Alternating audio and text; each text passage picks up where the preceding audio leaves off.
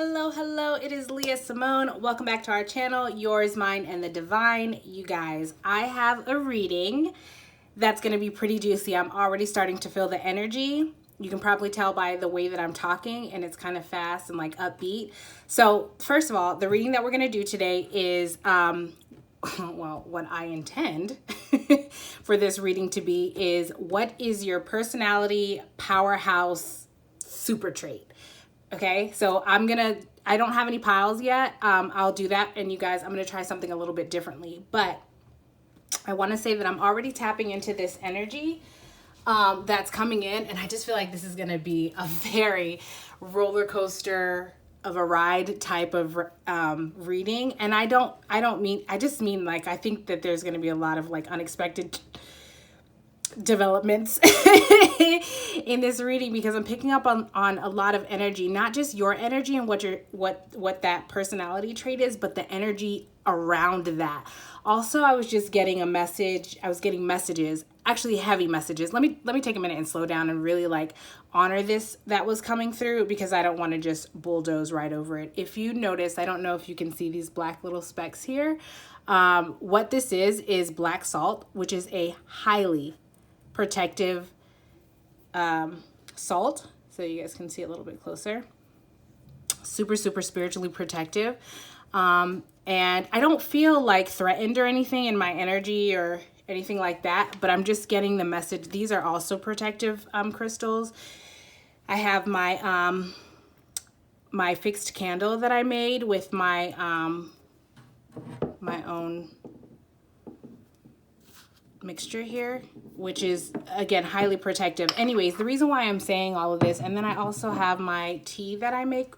I don't know, I think I want to call this like channeling tea or tarot tea or something like that. But the herbs that's in it, I don't know if you can see, I have a little sachet. I made my own little infusion here, which I usually drink when I'm channeling.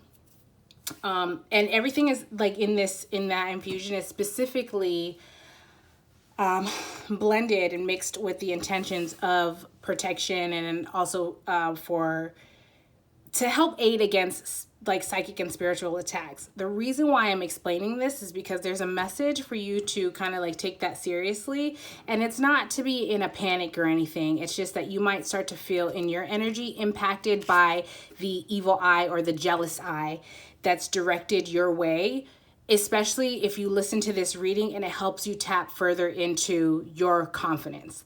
There's a message about like your confidence and how you tapping into that confidence. It's like, it's the light, you know what I mean? Like once you tap into your confidence, once you tap into your light and that light begins to shine brighter and brighter, it attracts a lot of moth, insects, bugs, even the darkness, even the shadows, you know what I mean? So they all want a piece of that. So there's a message here about like protecting your energy, protecting your energetic field, your spiritual, your in a being, okay, I'm sorry. There's a message about like taking this spiritual realm seriously. I was also getting a message, I'm sorry you guys, this is just coming through. But I was also getting a message that you are being watched. And this kind of came through in two ways. So this could be like you're being watched lovingly by like maybe a past loved one, an ancestor or something like that, that's just kind of watching over you. Let me back up a little bit. When I made this tea, I felt this overwhelming gratitude.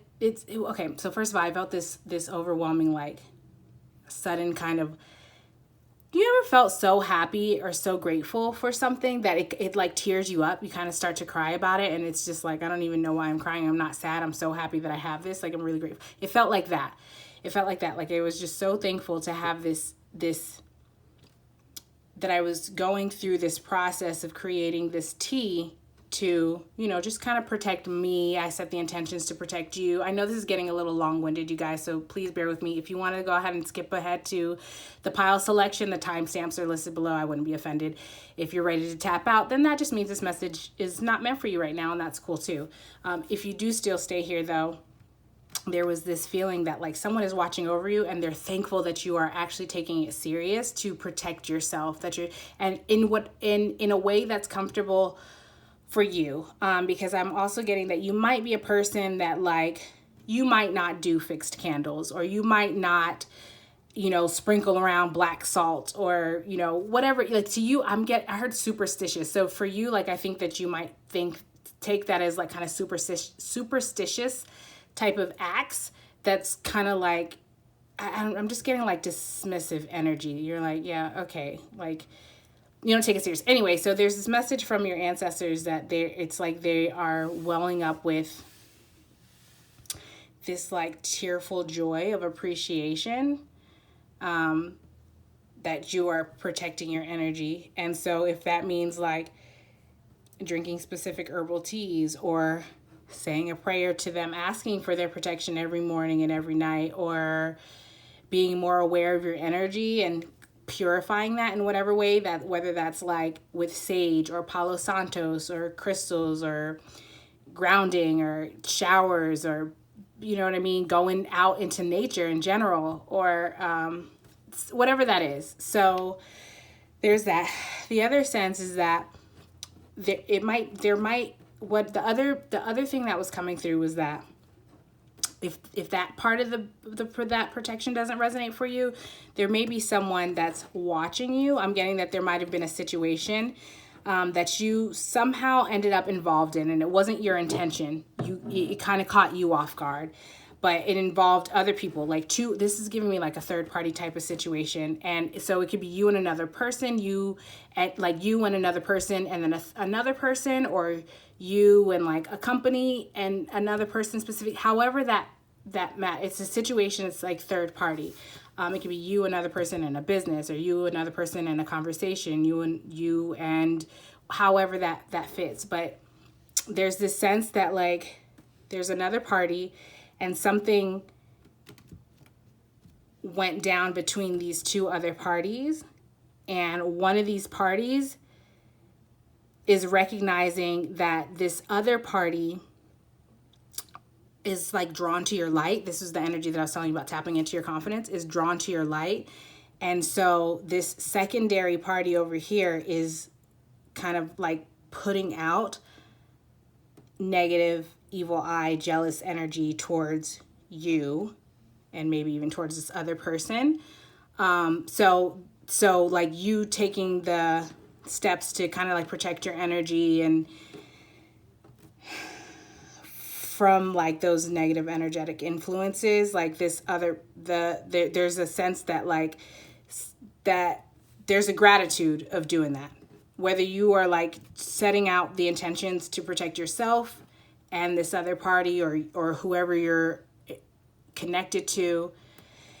The specifics are, it's too much to get into. My like freaking Virgo moon brain is like, so also, anyways, it doesn't matter. I'm going off on a side tangent. I can tend to get a little bit detailed, but the general message, if it resonates, take it. If not, then, throw that away. Don't hold on to it. So, all right, getting into the pile selection, you guys. I know that was really long-winded. Thank you for sticking with me. If you did, if you didn't, then I guess there's no need to acknowledge, because you're probably not here.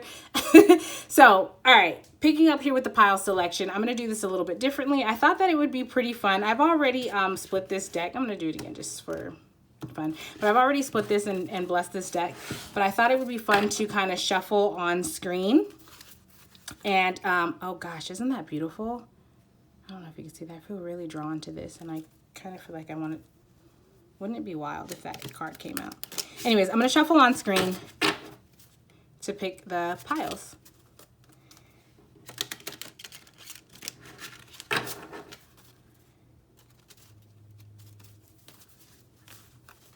So bear with me, you guys.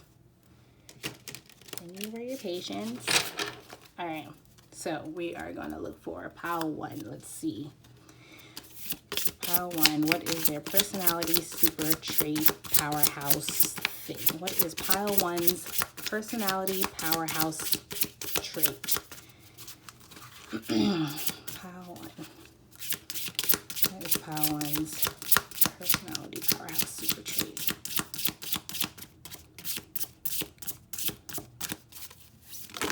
Ooh, okay. We're gonna take this one. I had 2 more that came out, but I don't know that I want to take those. If they come out, they'll come out again. I didn't see them though, so I don't know what that is. So I'm just gonna shuffle. Anyways, all right, pile 2, Spirit. What is pile 2's powerhouse personality trait?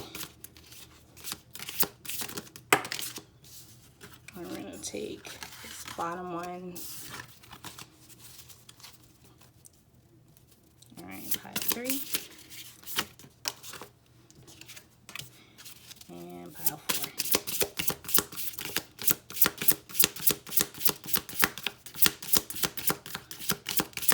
Pile 4, please.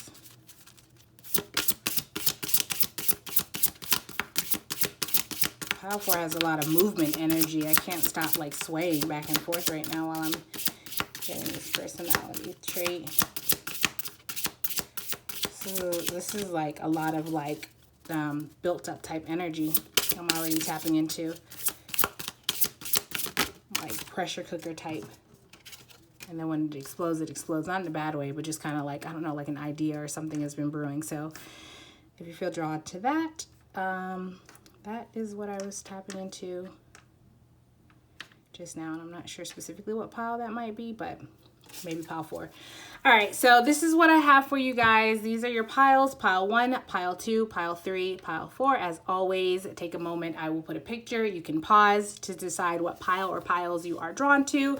Choose intuitively, of course, and then the timestamps will be listed below. So I will see you at your pile.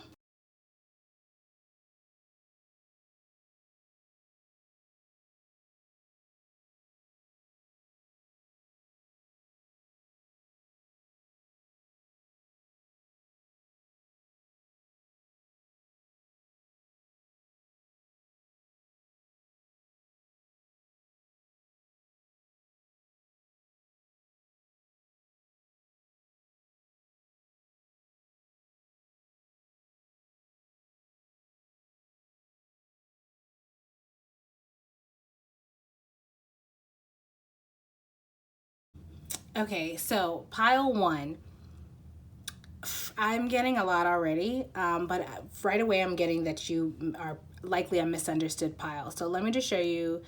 Let me jump right into these cards. You are the type of person, we're asking, what is your personality powerhouse? I want to say super trait. Right? And so the reason, so for you, pile 1, I don't know if you're the first pile, so I don't know if all of these are going to be like this, but for you, I'm getting that in order. That's not a direct answer because you are so like there's so much, you have shapeshifter energy, and maybe that in itself is the powerhouse, is the personality power. I need to figure out like your powerhouse personality trait. Let me slow down a little bit. I'm getting like, I'm getting really excited and like, I heard engaged, but I was trying to say like also energized, tapping into, I don't know, it's weird because it's like tapping into your energy. There's a, like, okay, so you have confident expression. So I feel your confidence and it's exciting. It's engaging. Like I want to engage with it and interact and be a part of it and express that myself. But there's also like the way that it feels my energy is interacting with yours, which is likely, this is what Spirit is saying, this is how other people interact with your energy, that there's like an intimidation factor. And Spirit's saying, be clear that it's not that you are intimidating, like you're not doing anything to be intentionally intimidating. It's just that the way that you confidently embody your truth and express that it can be received, not it can be, it is, it's mostly received as intimidating by people. So people, it's like, I'm just getting this like push, pull, stop, go kind of energy where people like, it feels like the way that people want to engage, the way that other energies want to engage with yours is like they want to, I don't even know if this is how they want to, it's just how they end up in, how it ends up happening, where there's like this exciting pull that like kind of allures them in, but then it's like the sun. It's like the sun. That's what Spirit's giving me, okay? It's like the sun, where the sun is like so warm and inviting, and it like it lights you up. You know what I mean? It's exciting. And then I don't know why for your pile right now, I feel like I have to like talk quietly, and I have to like kind of like, I feel like I have to kind of talk quietly, and I'm seeing like a box. It's not a box. It's like I have to kind of that's not the word. What's the word? It's like I feel like I have to subdue. Like I have to subdue my excitement and just kind of like keep it sort of like, I don't know what that is though. I don't know if that's how, is that how you feel? There's something about like an overwhelming, you guys, I'm gonna put this together. I'm sorry. Your energy is not easy to pin down. Let me just say that. It is, it's probably even, so I'll say that even describing this personality, this powerhouse personality, I don't know why Spirit is correcting me from saying it like that. And I'm not quite sure how I'm supposed to be saying it. This personality, like superpower. This personality superpower of yours, I'm probably not even gonna get all of the facets or even really like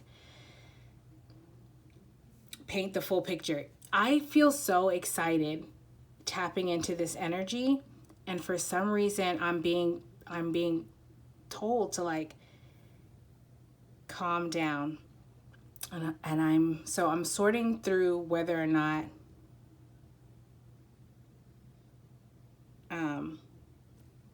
I think is that like how you,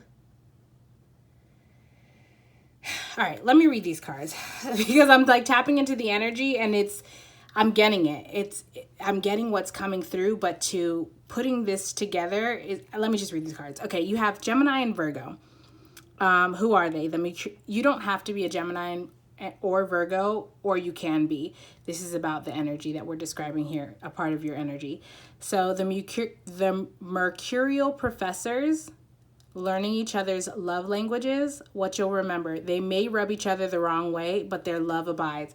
You guys, I can't even, something is happening with this energy that I cannot even, it's so conflicting, because there is this excitement, like I want to rush towards your energy, and there's also this like abrupt, something is stopping me from expressing my enthusiasm and my excitement. It's like I feel like my throat chakra is, it's not I wouldn't say like, it's not hardcore restricted, but it's definitely like there's a good grip. There's a good blockage and flow. Like if this is the throat chakra channel, it's like that. You know what I mean? Like it's like there's not a free flow of the throat chakra. I feel like nervous, not nervous. I don't know. My heart chakra feels, I don't know, out of balance. It's like my heart feels very fluttery, and I feel very much like it's like, you know, like that kid, this is what I'm seeing. Like that kid that goes to a new school and like they're kind of shy. Like they have a very bright, vibrant personality, but because it's a new environment, or because it's like, it's a new school, they don't really know any whatever, they kind of are like a little bit shy and maybe observant, kind of scoping out the scene a little bit before they decide like how much to, I heard unleash. Okay, so that's what happens to people that interact with your energy. This might be someone in specific. This feels very specific, but it's like there's someone that wants to interact with your energy. They're like hiding, they're masking their self. Like they're it's like they don't want to show the full of who they are. They have their armor on still. I know this is supposed to be about you and your personality, so I'm sure it'll get there. It's just, you know, you guys, I mean, by this point, if you're an avid tarot watcher then, or reader, you know how spirit works. So this is the message that's coming through. I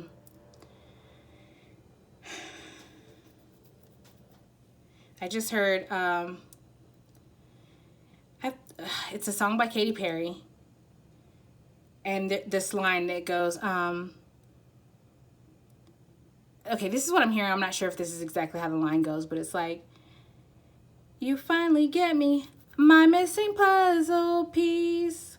I'm complete. Let's go all the way tonight. No regrets, just love. We can dance. Did I say something about love? Yeah, okay. So you had learning each other's love languages. Honestly, when I read this before, I was tapping in so much into the energy. I don't even remember what I said. Learning each other's love languages. They may rub each other the wrong way, but their love abides. There's like, when I read this, when I feel this card, there's like this sad hesitation that I feel in that energy. It's like there's an energy. There's somebody specifically that wants to make their way towards you, but it's like something's stopping them. And I don't know if it's their self or a situation or what. And there's a sadness about that hesitation, that stop. Or like there's an obstacle in the way to get to you. And there's a sadness about it. And okay, I'm being like called to look at this card. Excuse me, you guys. Let me take you to a place. This is Usher, Nice and Slow. Let me take you to a place nice. My heart just dropped when I started to read that. It's like tapping into the energy of this song. Like, I think this is your person. Like, your person wants to say these things, but they are so nervous. Like, my heart, God, it like fell into my butt, you guys.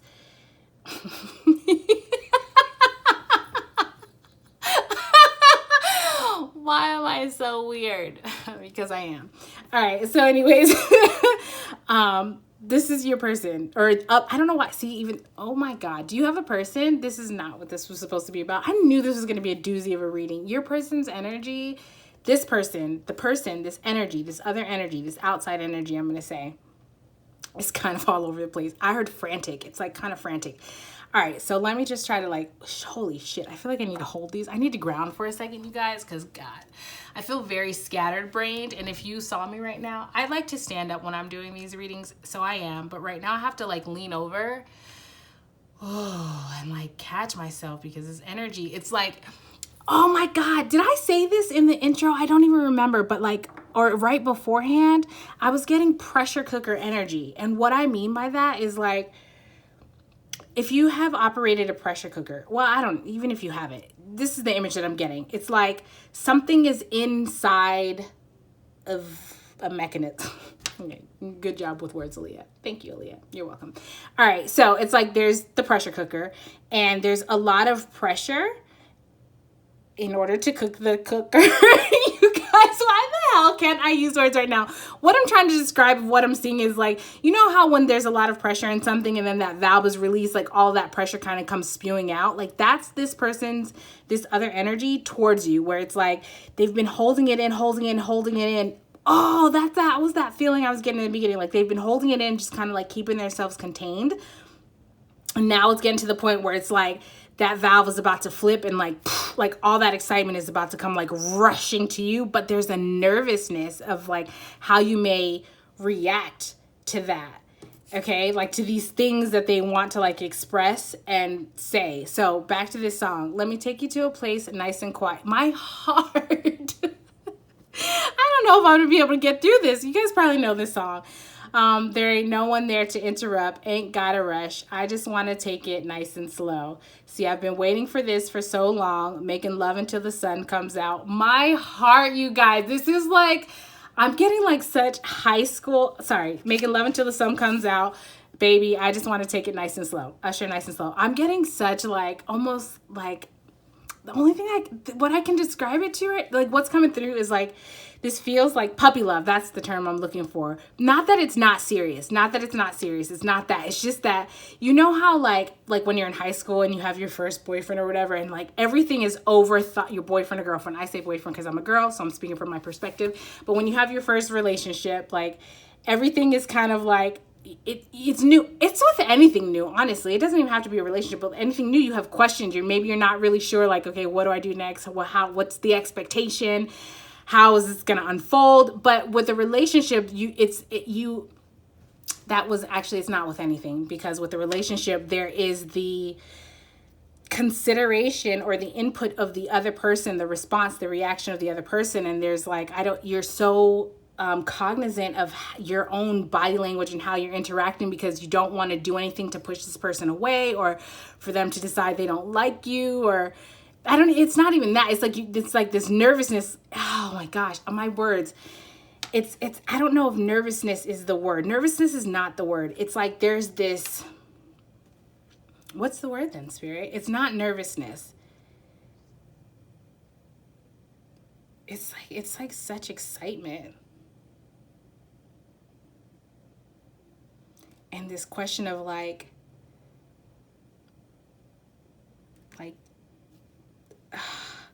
how is this going to be received?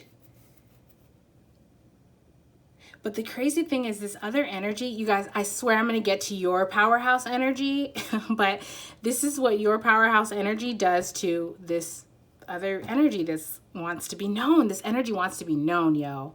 It's so wild because this energy wants to be known energetically, but they don't want to be known physically. Like in real life, they're masked. You probably might know who this person is, but be questioning or second guessing that, because it's like maybe you haven't even heard from this person, or you're like, okay, well or if you do talk to this person, maybe they don't really say very much. Like they don't communicate anything that would indicate that this would align with that. Do you know what I'm saying? And I'm just getting kind of like, you know how when a kid gets excited about, I don't know, you or whatever, and then they want to like show, it's like when they're proud or they want you to be proud of them.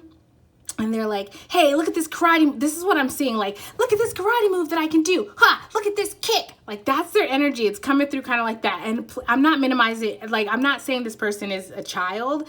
It's like you make them feel playful and childlike. They're coming through very like playful and childlike. Like kind of just very innocent and like, it's like they want to make you proud. Like they want to do, I don't know. You like tap into this person's inner child. It's like this person's inner child has been locked away, and this person's inner child, this may be true for them as a child in general. They may have had a rough childhood where they didn't really get to experience like actual, this is like goodness gracious, stirring up some emotions. So this may be like a sensitive subject for this person, but they may not have gotten to, I'm just getting that this person had a rough childhood. Tough, like it wasn't a childhood experience at all. They didn't really get to have that playful childlike and if experience, and if they did, it was very like few and far between, sporadic is what I'm getting. So there's something about your energy that like taps into this person's inner child, and it makes it safe and okay for them to play and do all the things that they didn't get to do as a child. That doesn't mean that they've like completely abandoned their personhood at the age that they are, the adult. I'm getting a range of anywhere from like 18 to like 40. I don't know. What am I getting? Like as young as 18 up to like 50. Okay, I heard 50, like 50s. 50. Anyways, I think that age is like non-specific. There's a lot of numbers that's coming through. Like 36 is coming through, 56, 23, 26, 35, 25, 42. So various age ranges. I don't know if anyone needed to hear that for confirmation.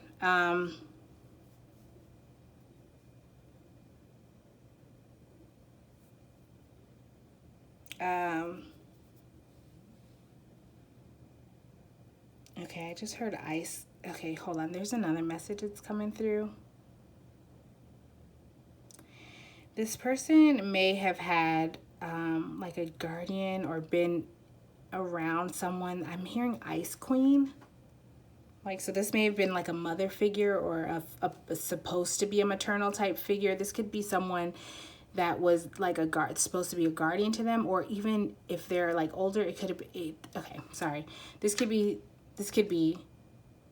what's coming through is like, okay, hold on.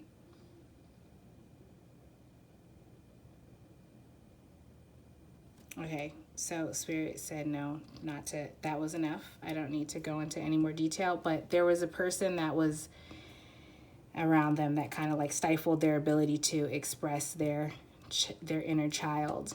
And Ice Queen is the term that's referencing this other person that was around them. So, and you're the opposite. So this is leading into your personality. You are, it's like you're subhuman. It's like you are all things. I'm getting like very, I heard, okay, hold on. It's like I don't know. I keep wanting to say, I'm questioning myself. That's why I'm hesitating, because I'm like, is that right? That doesn't make sense. I'm getting like very bird-like energy. Like you're like a bird.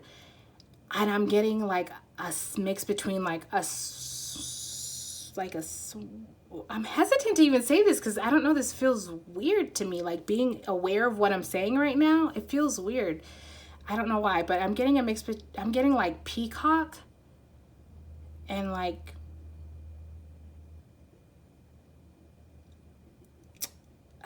peacock and, is it ostrich? Like an ostrich? I don't know, just very full, pretty fluffy, like type feathers. I don't know why this feels weird for me to say this. I don't know if this is this energy, how they would like say this to you, or just, but like, or like how they, okay, Jesus, Aaliyah. I think that you make this person feel like they cannot talk. I'm not laughing at them. It's just, it's like I feel the energy. Literally, I feel the energy. So, golly, like, let me hold on to these things again. This person may need to ground. Like, what have you... Okay. Pile one. Oh, I swear we're going to get to you. Oh, my gosh. Are you guys confused by this reading at this point, or do you know what I'm talking about? Because it feels like this might be a longer reading than I'm expecting.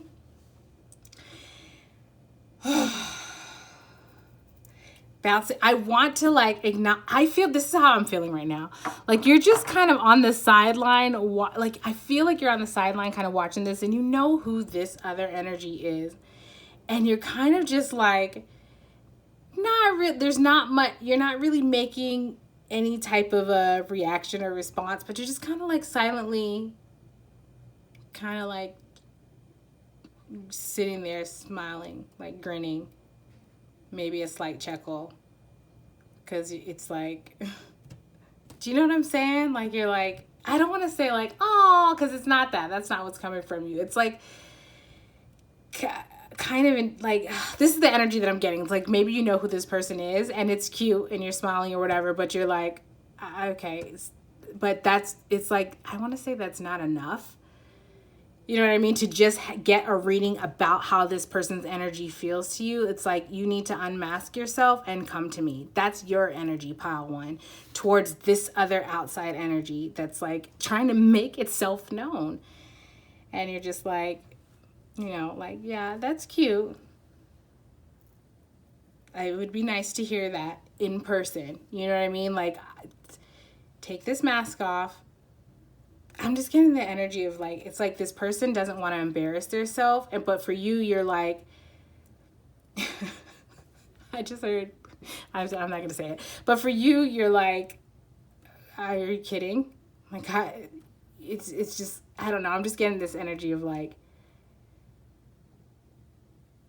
we're humans and I have embarrassed myself enough in front of you. Like, it's your turn. Not even like it's your turn. It's not even, because wow, the way that sound coming out is not, it's not even like that. It's just kind of like, nah, homie, I'm not putting any more. Okay, now I'm seeing like a bucket and you're like, I'm not adding any more chips to this bucket. You keep saying you're going to, and I understand that there was like a trust issue. And so I've put in the work to prove to you and prove to you and prove to you that you can trust me. And now at this point, I have no more to even contribute to this pot. You know what I'm saying? Like, what do you add something? Add something. You know what I mean? So like for you, it's like this, that's cute. And it's exactly that. Not you. I don't know. It's not like patronizing, or maybe you. It's that's gonna vary because that's coming through a little bit wonky. Where I can't tell if it's patronizing or not. But like it's almost like this. Like I'm not playing these games. I'm not like I can't. How do I even describe this? Is like no. I will not make it. I'm standing my ground. Like I'm fully exposed here. I'm just looking at these. It's like, this is you and this is this person's energy. And you're like, I have taken off everything and you have seen that I am actually a real fucking bird, which is a vulnerable thing to expose to someone in this land of human beings. Do you know what I'm saying? And really, I'm a bird. And I've shown that to you. And you don't even want to take off your armor. Like, I can't get any more exposed than this. And you don't want to, like, that's cute what you're saying, that you want to do all these things, but do it. Do you know what I'm saying? Like, that's your energy.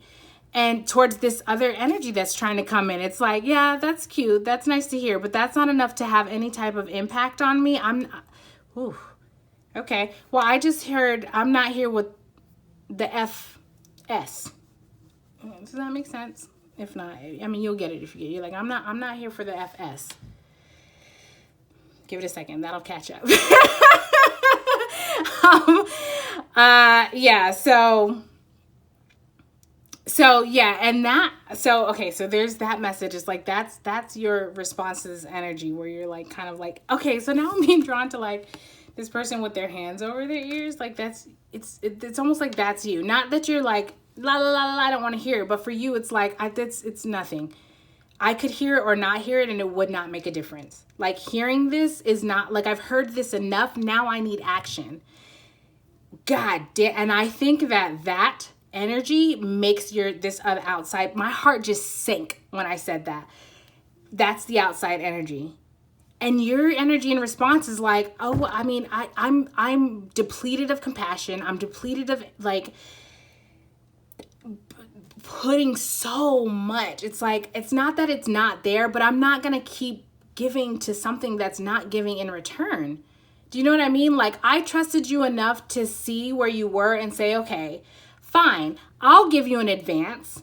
I will invest in this until you get whatever you need to get in order to be able to then invest in this or to be able to catch up from this event or whatever, however that works. You know what I mean? Like that's your energy. You're like, fine, I can see that's what this is. It's like you were working on the potential of this situation, of this other energy. And now you're like, all right, this potential, this seed has been like watered and nurtured and sunlit and cared for or whatever. Like this shit needs to sprout. So what's up? If there's no sprout, I'm moving on. Either this soil is tainted or this seed is tainted or something in this situation is not it. And I'm not here to figure out what that is. I just know it's not producing. So time to move on. I've already over invested my time, my energy, my attention, my love, my affection, my compassion into this thing. And I have like, it's like, I don't have any ill will or any intention. That was my choice. That was my decision. I'm going to be completely accountable. However, at this point, I recognize that I have over invested and now it's time to pull out because I don't even want to sit around and wait to see like,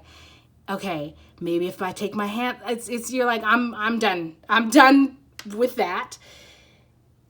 Unless there is literal action, unless and until there is literal action that is tangible, visible, actual, nothing's going to happen. And even that action is like, that's just the starting point. That's not even a guarantee. I'm just like, your energy towards this person is like, you have to come correct. You know what I mean? Like I've had compassion for you. I've like done all the things. I gave you the space to do whatever it is for you to emote, express. Like I'm seeing this kid, like, you want to see this karate thing? It's like, okay, I gave you the opportunity to show me your karate moves. You know what I'm saying? And like, that was cute. But so like, what's up? When are you going to take what you've learned in karate and actually put yourself in a competition? That's a metaphor. But you get what I'm saying? It's kind of like, I hate to say the word patronizing, but it's like I've patronized your little shenanigans, you know, like, okay, yeah, you can do that. That's fine, whatever. And now it's like, I just heard like, when are you going to step up? You know what I'm saying? Like, not even, it's not, okay, let me just be clear. It's not even like the energy that I'm getting towards this other one is like, not even when, because I'm not asking, I don't want an answer. This is your energy. Like, I'm not asking, I'm not waiting around for an answer. This is more of like a statement, like step up or step off. You know what I mean? And if you take too long to decide, and by too long, I mean, time's up. You know what I'm saying? It's like, if you take too long to decide, I'm out. I'm out. I feel like you're actually like, you are probably already on the verge of like your hand is on the handle of the door and your body is like pivoting towards it and you're getting ready to take that step. Like, you are so close to just being out that door. And you're confident in that, honestly. This all contributes to your personality powerhouse, where it's like you have this, okay, so you have this way of being able to make it, I want to say, like a safe and comfortable environment for people to take their armor off and show their true selves. And how do you do that? Because you take off your, like, you like show up as this fucking bird. You know what I mean? And you're like, I know it's weird. I have feathers growing out of my ass. I'm a goddamn bird. You know what I'm saying? And like, usually most people are like, oh my God, yo, I'm a fucking like wolf or whatever. This is a metaphor, you guys. If you're like, if this, don't force it if it doesn't resonate. This is one of those things, like, if you know, you know. If you don't, that's all good. It's not your pile. Go move along to another one. There may or may not be a message there for you. I'm not trying to be like dismissive or rude. I don't know why I feel like that's your energy. That's where you are. You're like, I don't feel the need to explain or justify myself or whatever. Like, it is what it is. I don't have it. This is giving me like, I don't have, okay, I just heard, and I don't have the time or the patience to deal with this shit today. That is a song by someone.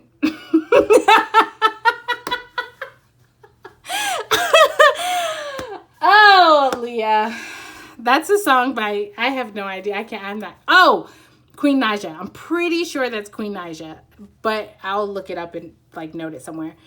That's what I just heard. And like, that's your energy. But the thing is, like, to clarify it, it's not even like combative or hostile. You're not like, I'm going to come at you and I need to check you at every point and let me tell you what you did wrong. Like, you're not, you're beyond that. You're like, I don't have the time or the patience. Like, I'm just not dealing with the bullshit. So if whatever you bring to me, okay, I'm getting like energetically or physical, like in the physical, you're like, if it's not, okay, I just started to hear another song. What was that, Spirit?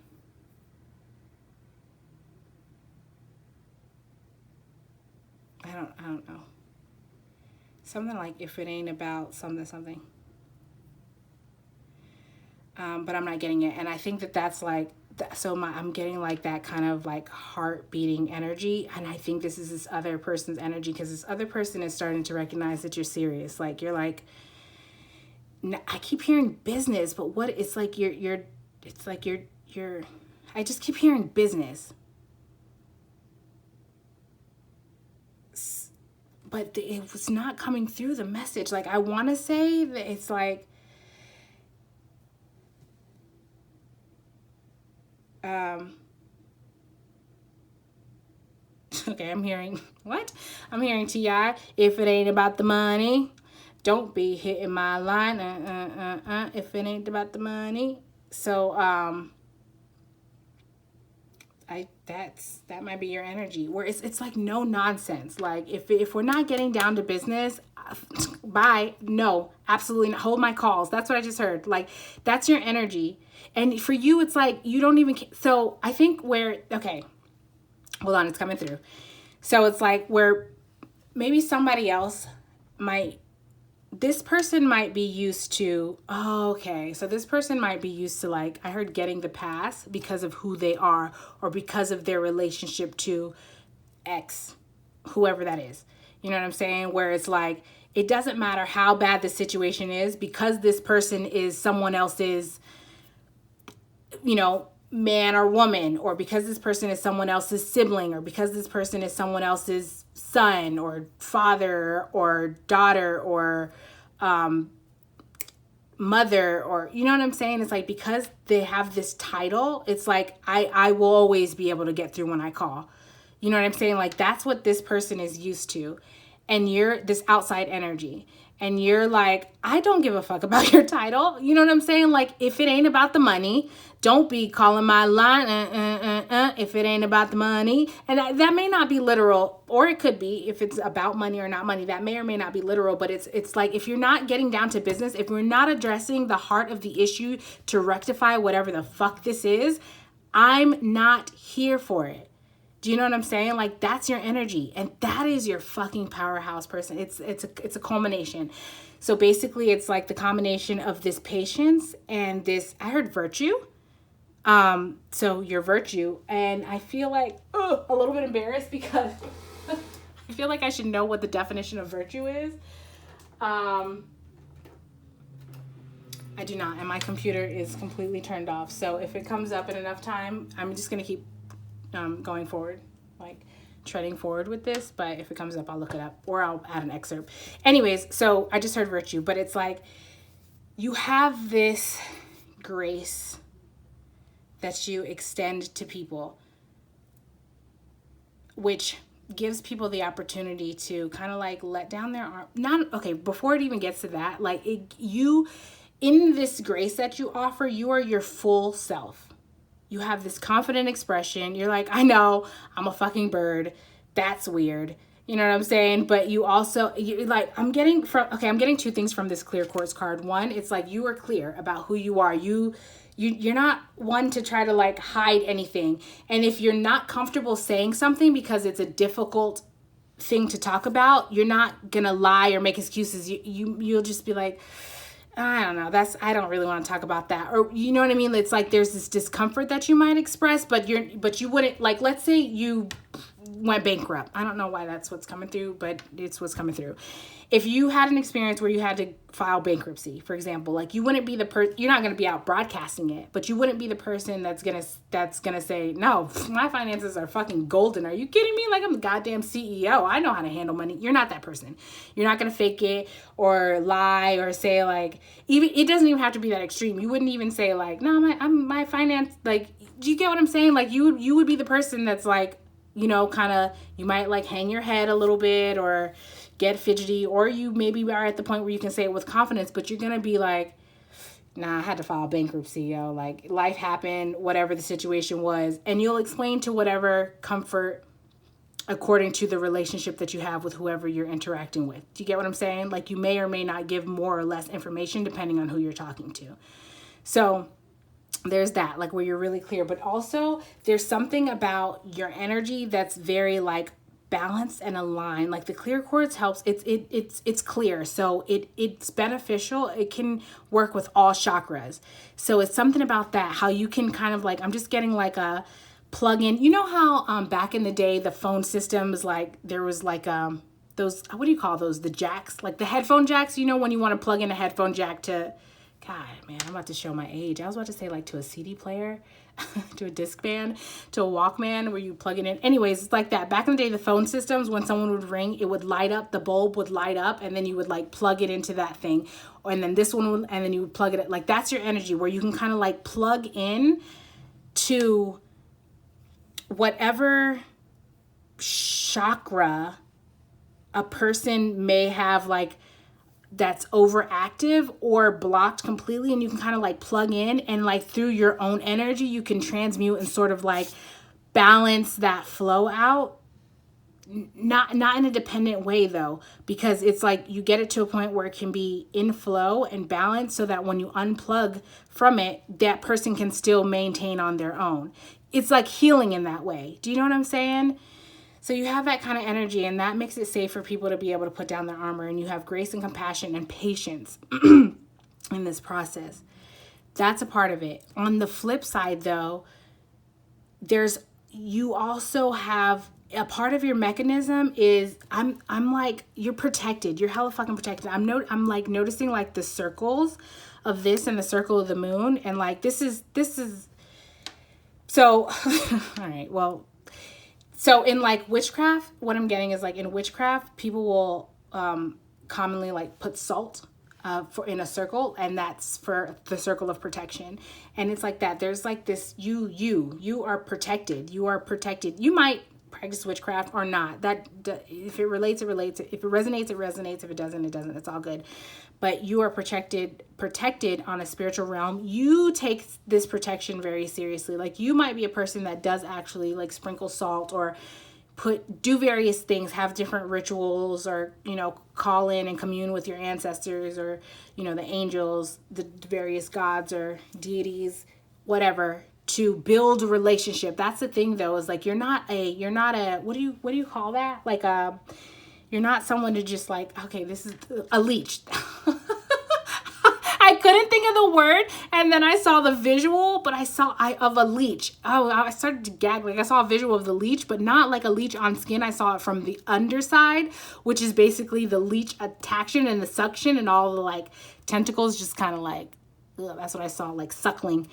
You're not a leech though. I don't know why I needed to describe that. You're not a leech. You're the opposite, where you're like, yes, I do want to ask you these things, but I want to get to know you. You know what I mean? Like, I don't want to just come up to you, hand out like, hey, can you get me these things? Like that like you're repulsed by that. You're like, let me build a relationship and get to know this person, first of all, to even see what they have to offer. And just because someone has something to offer doesn't mean that they have the means to offer it at that moment. Do you get what I'm saying? Like, someone can be a very loving, nurturing, compassionate, caring person, and just because that's your innate nature, it doesn't always mean that you need that in return too. You need to be able to maintain yourself as well. So do you get what I'm saying? Like, that's not, if you sense that someone is coming to you with their handout because they just want to take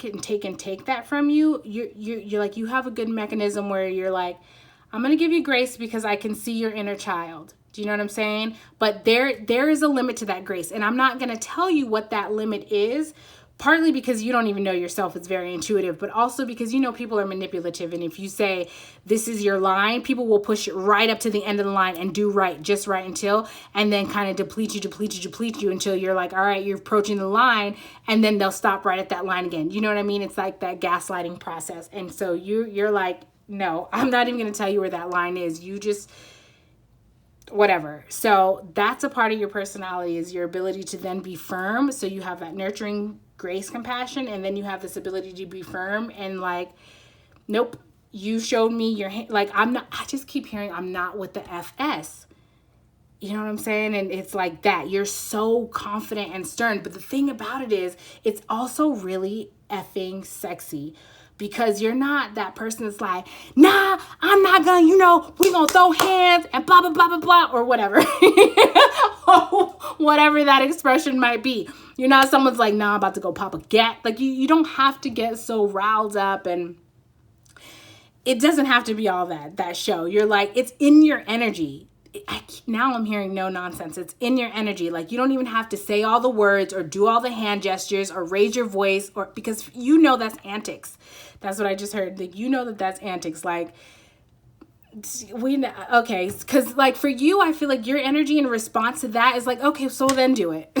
You know what I mean? Like, you're talking all of that and you're saying all of that. Like, so what's up? Show me something. You know what I'm saying? You want to bust a cat in my ass? Then go ahead. Should I put my pants down for you? Like, what is it? If you're going to do it, do it. There's nothing I'm going to say or do, and I'm definitely not going to minimize myself just to bolster your ego. I'm not doing that shit. I would rather take this cap in my ass before I do that. Like, that's your energy. You know what I'm saying? And something about calling people out in that way, like, okay, well, if you're going to do it, do it. Like, it's like, for the people that's in that energy of, being all flashy or whatever, it's almost like, fuck, no one's ever like challenged me to actually do it before, and I never had to do it because usually I intimidate people enough to the point where they back down, but this has never happened. So it's like that. That's your energy. You know what I'm saying? You're like, homie, do you know, it's a whole thing I can go into. Like for you, you're like, do you know what I have seen in life? Do you know what I have experienced? Do you know that this threat that you're bringing towards me is fucking minuscule compared to the shit that I have experienced? If you're gonna do it, do it. It would be a fucking vacation. Like, that's your energy. Do you know what I mean? And something about that type of response is like, holy fucking shit. Like, that's that intimidation energy. And that part of your energy is like very attractive to this outside energy, but it's also, again, they're intimidated by it. And it's like, I don't know, like, I don't know. Like, that's energy, like, I don't know what they're going to say, how they're going to respond. I don't know. I don't even know what I should say or how I should approach. Like, I don't know, because I know that I want to like go in and I know how excited and passionate I feel about this person, but I know this person they're not fucking with my shit and I got to come correct. But like, I don't know what correct is because I just know that I feel so excited. I'm channeling this outside energy. Like, I just know that I feel so excited and I want to like bum rush and love. Okay, well, that doesn't sound healthy. I just heard love. Okay. Anyways, like I want to just, okay. I want to like bum rush and envelop you with love. Sorry,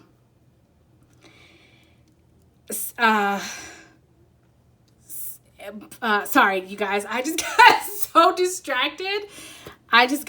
distracted. Because of, what I just heard, which it's not like, you know, it's not anything to be like, I'm not trying to scare you. It's not anything to be, it's not like evil. It's just like, I mean, that could be a concern. I just heard like love. I don't know why I feel like I need to whisper. Like, I just heard like love bomb. I guess the reason why I feel hesitant is because I don't know that this person, I'm not trying to make excuses, you guys. I'm not trying to make excuses. I don't know that this person has the knowledge or awareness to know what love bomb is, or even that they're doing it, or why that's not healthy. So I think that's a part of their hesitation, because it's like they feel like they want to come in and love bomb you, but they don't want to do it with those like malicious intentions in their energy. I don't know if they can clearly communicate this to you. I'm just picking up on this is that clear cognizance coming through. I just know. It's like they if you had this conversation with them, they probably wouldn't, I don't know that they would know that vocabulary or what that means, or to be able to break it down, or be able to say why this is unhealthy, or recognize when they are love bombing, or recognize why love bombing is a bad thing. Like, they may be used to that type of love and that's all they know. So for them, it's like, well, I don't know how to express love because this is love. This is what I know. And for you, you're like, that's not love. That's not love. That's not love. That's like, I don't know, codependency and insecurity, and not love. Narcissistic, like, that's not love. Do you know what I'm saying? And so there's that. So that person's like, they want to like rush in and like love on you, and it's like, then for them, they're like, then what? Then what is it? And you're like, you need to come with the truth. You need to come as a real person. Like, set these fucking feelings to the side for a minute. You know what I'm saying? Because we have shit to talk about. Like, now I'm hearing business again. Like, we have business to take care of. We have stuff to talk about, or get down to business. Something about business. I don't know. Something about business. So maybe that will just apply specifically to each of you that it resonates with.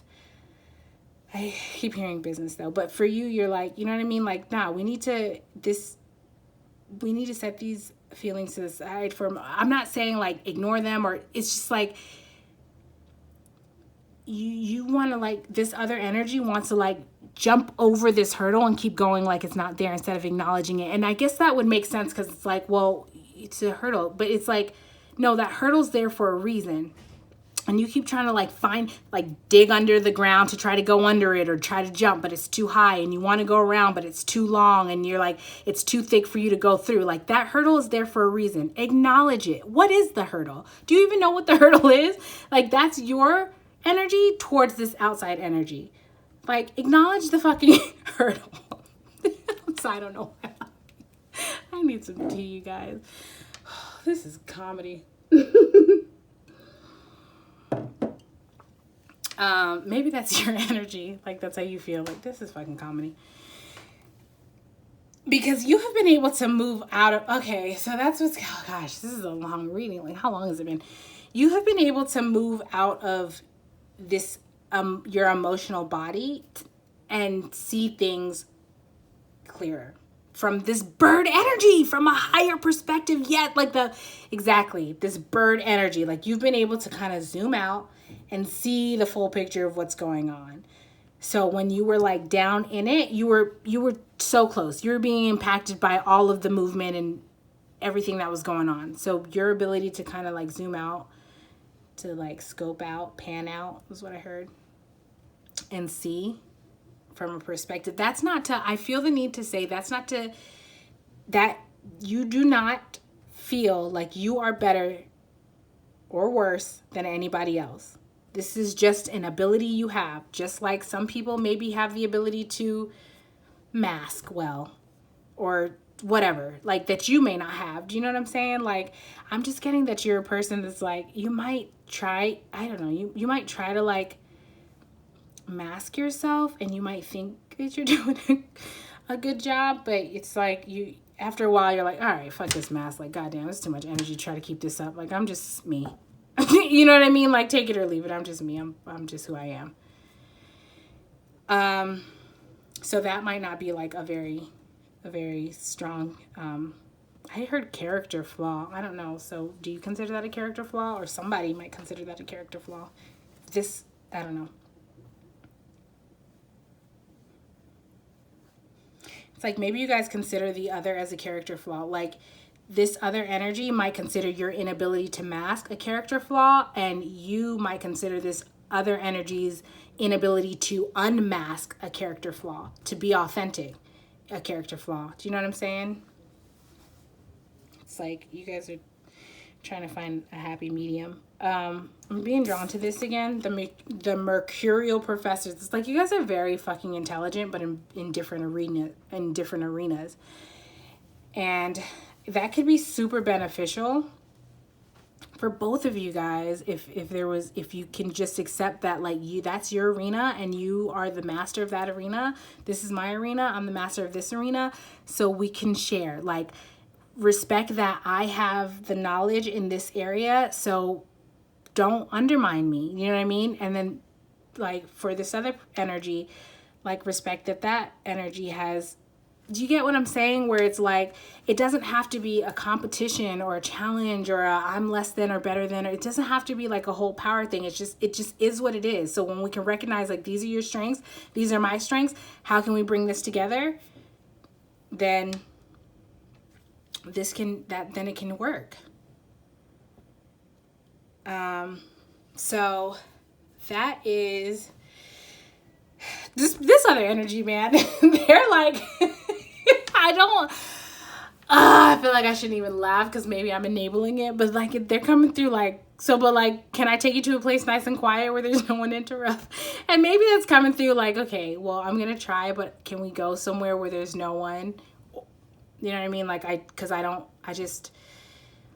we just go to like a neutral place where there's no one, there's no interruption. We don't have to worry about outside influences or inputs or whatever. It's just me and you, and we can just be like raw.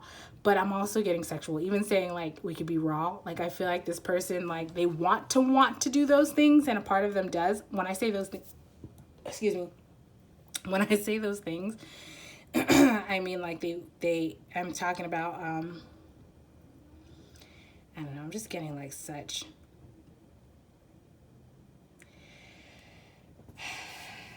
this person, like they want to try.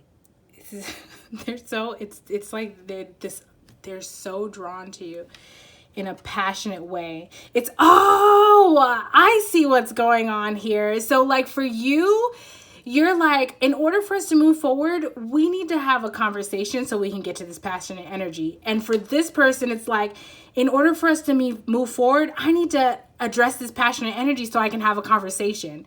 And neither of you guys are budging. So it can't move. Somebody's gonna have, like, come on, somebody's gonna have to surrender. But honestly, pile one, this is just based on what I've gathered from this reading, I don't feel like it should be you. Why? Because in this reading, I've already picked up on how you've like added so much to this bucket, and like this other person's still mass. Like you shouldn't have to give any more than you already have, because you've already overextended yourself for this person, for them to then just come to you and say like, okay, but I just need this one more thing. Like, fuck you. Well, I hope you find that. Good luck. Have a good day. Like, do you know what I'm saying? Oh, that's going to jab somebody. That comment that I just made about good luck, have a good day. Anyways, so that's what I have for you, pile one. That is your powerhouse reading. And boy, that was a story. I wasn't expecting that, but I hope that resonated. If it did, I would love the confirmation in the comments. That was a freaking doozy. What a ride. I already knew it was going to be that way, but it's all good. So if you did appreciate this, if this was helpful, please like, comment, and subscribe. Thank you so much for contributing your energy into this reading, pile one, and I hope to catch you in the next one. Also, I want to just say that if you guys do like my readings, thank you so much, but also don't forget to hit the notification, because it'll let you know when I do upload another video, so you'll get that on your phone or wherever you're watching it. But all right, see you in the next video. Thank you, pile one. Bye.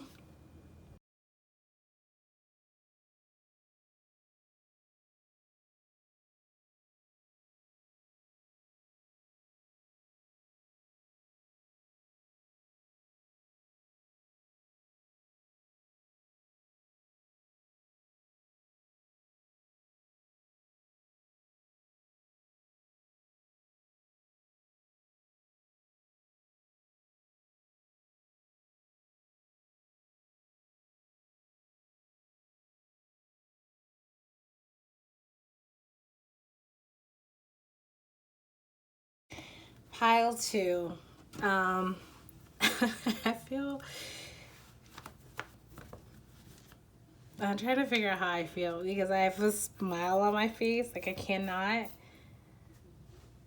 that will not go away. So I'm not sure. Okay, we're talking about, back up. We are talking about what is your personality powerhouse trait, right? I feel so, like, I feel such adoration. The last pile was a story and another energy that came in, and I'm trying to feel out if this is that kind of situation, because I can't tell if this is how people feel towards you or if this is how you are feeling, but I'm feeling such like adoration. I get this like nervous. I feel like this is another situation where this is maybe like you and someone else. But okay, the first thing that I'm drawn to here is this card. So this is Naked by Ella, and it goes, no matter how hard I try to run away from love, at the end of the night, I need somebody who loves me naked, someone who never asks for love but knows how to take it. Are you that somebody who sees a wall and breaks it? Can you love me naked? So yeah, that's a good song. It's like one of my favorite songs. But all right, so this energy, you also have, let's look at this one. You have Gemini and Gemini. Let me just explain what's happening right now. I feel like I need to sit down. I'm normally like standing when I'm doing these readings. I feel like I need to sit down, and I kind of just, I feel like I need to sit down, and I'm sort of, you know how when you have, or you might have seen those characters that like, they kind of rest on their arm, their chin on their arm like that. And it's just kind of like, and they're like dazed out with like the, you know, looking at something or someone or something. And they're sort of in love. That's how I feel. I'm grabbing my chair, you guys. Sorry if there's a lot of like background noise. I need to sit. That's how I feel with this energy. And I'm not sure if this is yours yet, so you might be someone, I don't know, I think you might like stand a lot, or you might like maybe you stand doing your job, or you might have issues with your back or your lower back, or you might do something that puts a lot of strain on you. Like suddenly my lower back was like really hurting. All right, you have Gemini and Gemini. I can't see the top of my camera, so I hope this is in frame. Gemini and Gemini, the ever-changing beings, where you'll find them debating each other with wit and pizzazz. What you'll remember, they're either always talking or not saying a word. So that you also have joyful, easygoing. And then, all right, so this energy that I'm picking up on right now, it's kind of quiet. So if in talking about this, they're either always talking or not saying a word. This is the like not saying a word type energy that I'm tapping into right now. It's very quiet, and it's just, it's very observant. It's kind of like, maybe you might have a lot of people that are watching you. I'm hardcore getting like staring energy. Like I'm just looking at how all of these eyes are looking so straight ahead, direct, like at me. And it feels a lot. It feels intense. So this might be your experience. Like you may have a lot of people that's looking at you. I heard looking up to you, like watching you. But I'm also getting like for various reasons, like there's a lot of eyes on you, pile two. There are people that want to like seduce you. They want to pretend to be something to kind of seduce you and I just heard like entrap you into maybe some kind of like commitment or contract. And then there are people that look at you like as like I just heard a pawn, like a power pawn. Like they don't look at you as an individual. It's like you're the best pawn for this position. Do you know what I'm saying? Like you would fit perfectly like right beside me. You're as cutthroat as I am. Like there's no acknowledgement of like your actual individuality, your personhood. And then I'm also getting like there are with this one, this Sheila Nagig card, when I look at this, I don't know if you've ever seen The Croods, but the grandmother on The Croods, that's what this is giving me. And she is an interesting, I don't know how this would connect to yours, but it's a very interesting energy. It's kind of, okay, I just heard kook.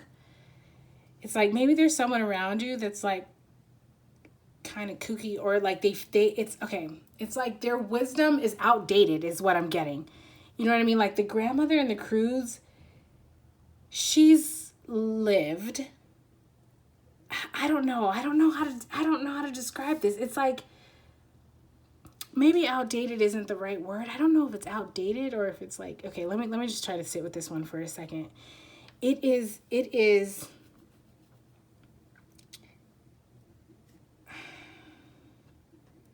I feel like there's someone that's like watching you that's like wise and like offering some sort of wisdom or advice. I'm being drawn to the number 39 here. And 9, 10, 11, 12 reduces down to number 3. You might be a life path number 3, or this person. No, you might be a life path number 3. Something about 3 might be significant. I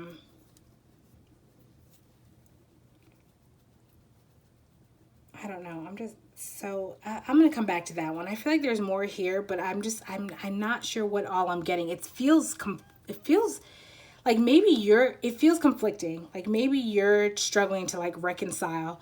There's like this wise energy, but then there's also this like, like kooky kind of energy. Like I can't take this person seriously. Do you know what I'm saying? But it's like, I almost said the shit they say. Maybe that's how you feel. Maybe that's how you talk. Like the shit they say is like, it's so fucking profound. It's so dope. It's so wise. But you're like, this person's a fucking kook. Like maybe what this person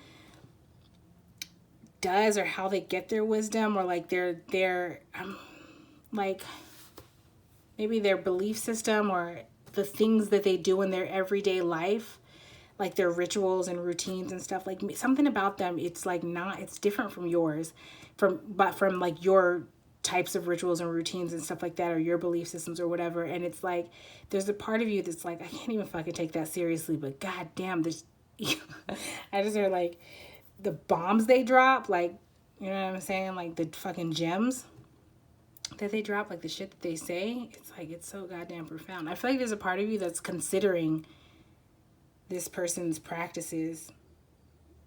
Like, not, you may not even, it doesn't necessarily have to be, well, take it how it resonates. Maybe you're at the point of adopting that into your own, like, practices and stuff, but at the very least, like, there's a curiosity, like, you want to know and ask the questions, like, so what's up with this? Like, how are you getting this information? It's almost like, okay, you know what I'm seeing? You know how when someone does a magic trick and they're like, I'm going to make this card float, you know what I mean? Like, you're the person that's like, okay, so, but for real, and you're like looking around back and front, you're like patting the person down, you're putting your hand like that through to see if it's attached to a string, like you're the skeptic, and like that's your demeanor towards this energy.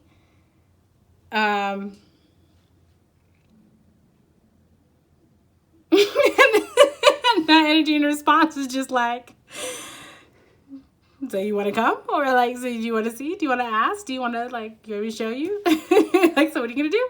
Do you want, you gonna come or not? All right. So maybe that's why you think that person's a kook. Oh God, I don't know. It's playful energy. Like, I feel like your interaction with this, and I just heard like banter. It's like you guys would have good banter. It's very like Gemini. Yes, it's like Gemini energy, debating each other with wit and pizzazz. Like, that's how you would interact. And it's fun because it's like this person's stance and beliefs is so opposite of yours. But in your, like, debate of wit and pizzazz, there is wit and pizzazz. But it's not, like, power or, like, oh, I'm so offended by how dare you challenge my whatever. It's like, it's like banter. You know what I'm saying? And, like, that makes it fun because you can exercise your intuitive and your intellectual muscles without having to worry about, like, I'm getting a couple things. One, not worrying about, like, am I offending this person? But also because it's like, this person can fucking keep up. And you're like, that's new for you. That's not a thing that you've experienced. If ever, like, it was very rare and very short. And so, like, that's fun. You're like, oh my God, I get to do this. Like, someone can keep up with me. Like, I can actually have this, like, I keep hearing I can prove my points. Do you know what I'm saying? Like, because I'm getting that you're used to people that either, like, are offended and, like, they're not or whatever, or they're just yes man. They don't have the intellectual capacity to even engage or have a rebuttal. So they're just kind of like, oh, they're just kind of like, yeah, whatever you say, but not in a patronizing way. They might try to seem as though they know what they're talking about by kind of repeating what you're saying in other words. And for you, you're like, okay, you have no fucking idea what I'm saying, like, in your mind, and but out loud you might just be like, yeah, you feel me? You know what I'm saying? And then, like, move on because you know that person most definitely does not feel you. You know what I mean? Like, that's your energy. So yeah, and then you also have Kali Ma, which I'm conflicted by this card because I love Kali. I love her energy. I love what she does, what she stands for. I love Kali. She's all about, like, destruction. And I know people will hear that and be like, how the fuck? Like, that sounds toxic, but it's not that. It's like the destruction, the purification. This reminds me of the card that says, like, destruction and reconstruction are one of the same. I think it's the Taurus card of this one. Of this little signs and skies, but it's like destruction and reconstruction are one and the same, and that's Kali, where she's like gonna deconstruct and demolish anything that is not serving, but not only not serving, but also operates with, like, ill intention, negative, like, I almost said demonic intention, but even that, like, she does that because she's so nurturing and caring. You know what I mean? Like, it's like, okay, so now what I'm seeing is, like, bears. A mama bear and the baby cub bears. And, like, if you get even, you cannot be paying these bears any attention. But if you get so close, if you get even as close enough for the mom to suspect that you might even be thinking about looking in the direction of the cub, the mom is about to fucking go ape shit. You know what I'm saying? And like, that's Kali. Like, super fucking, I don't, excuse my language, but like, Kali is like very protective for the, like, this is, Kali is like the energy that's gonna like, you know, the underdog, or I don't mean this in a condescending way, but like the weakling that can't, that like means that like wants to do well and has good intentions, and like it's like the person that can't for themselves. Do you know what I'm saying? Like, she'll step in and like absolutely fucking not. We're about to like put a ring of fire around this person so that anyone that tries to get past will be singed the fuck up. Anyone with like negative intention, you know what I mean, will be singed the fuck up. Anything around her will be burnt, and her, him, whoever's in the circle will be burnt and purified so that it's fertile and it can create new life, new abundance, new growth, whatever. Like, that's Kali's energy, and that's what's around you. I feel like Kali is like protecting your inner child. Disneyland is coming through, so I don't, somehow that's, yeah. Also, like 2 and 4 reduces to 6, and I'm just getting like 6 of Swords energy. Like, Kali is helping to move you in this transit, like move you along, like just keeping you protected while you're like, I'm just seeing someone like trying to like, is this a scene from a movie? It's like someone that was like dunked in water and kind of been like thrown about, like maybe they fell off a waterfall and they were in like water that was really just throwing them about, and now it's getting a little bit calmer and they're trying to like paddle themselves to the edge, and then they kind of like slump over once they get to the side, and they're trying to like pull themselves up onto the bank or the shore or whatever.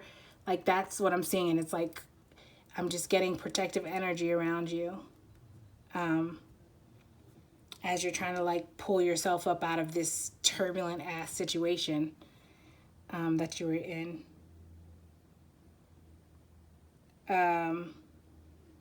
You might have felt like you were like drowning. I don't know why I'm getting like literal drowning. You might have literally drowned, or maybe that was an experience you had when you were younger, and that is like a trauma, and maybe like now even interacting with like pools or large bodies of water. That's specific. That's coming through for someone. Is like a little bit intimidating. Like pools or the beach or whatever. Maybe even a pool. Like, you might have drowned or had like a obviously you didn't drown if you're alive. Or can you drown and still be alive? Anyways, you might have had that type of experience. Something with a body of water. Something that happened, or someone threw you in and you just kind of didn't know how to panic. Something about water and like that panicky like feeling and trying to like claw your way to like breathe again. And like that has been like an intimidating factor for you. I don't think you share that with people. I think that you've kept that to yourself. And I think people might be surprised to know that about you, because I think that you have been a person that, this is what's coming through, you guys.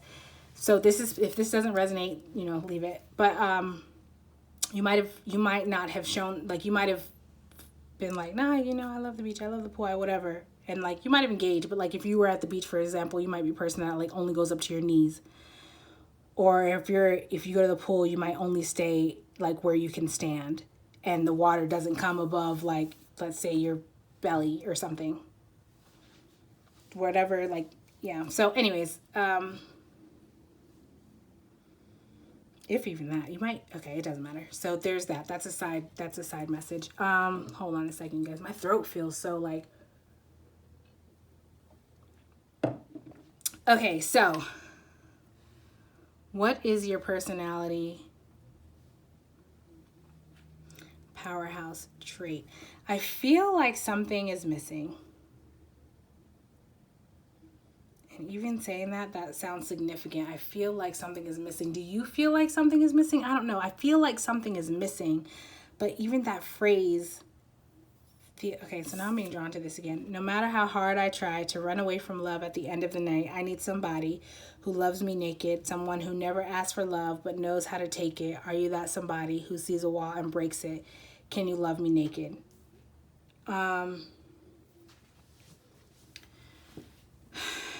Now I feel like I have to like lean over again. This is very interesting for like your personality powerhouse trait because it feels kind of heavy.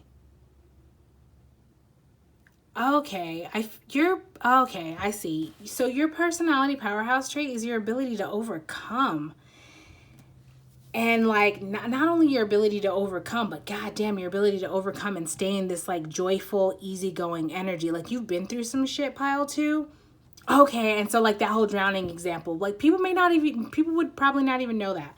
Like you, maybe because you deny it or lie about it or hide it or whatever, but also maybe because like you just have such a disposition about you that like people might look at you and think like you've never experienced a bad in your life. Because you are like hella wise and intuitive and like you just so, and like it's like you're wise and intuitive and mysterious and like dark and deep, and protective. Like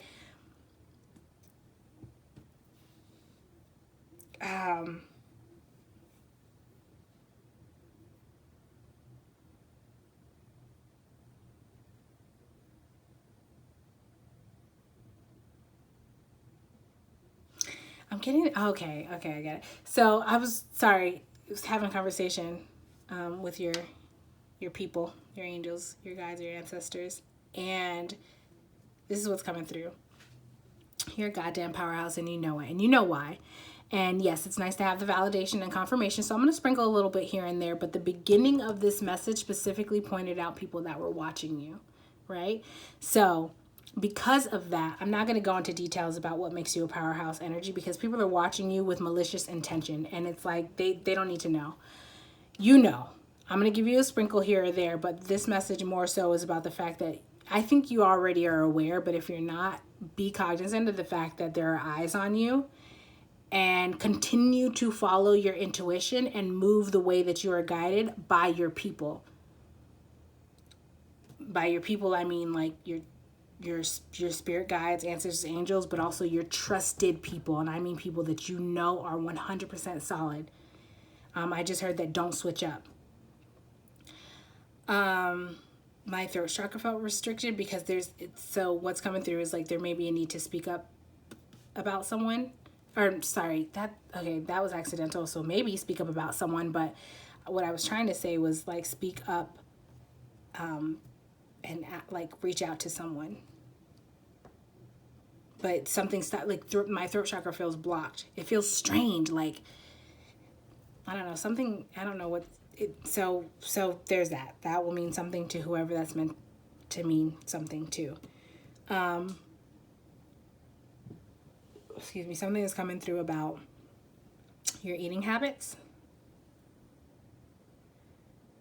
And your diet. Like, I'm just getting like, I don't think you're eating enough. And I don't think you're eating enough nutrient-filled foods. I know this is like, what's your powerhouse? I was like, well, you're doing this and you need to do this and that. That's not this message. Please don't take it like that. You are absolutely a powerhouse. And I feel like you know why. You already know.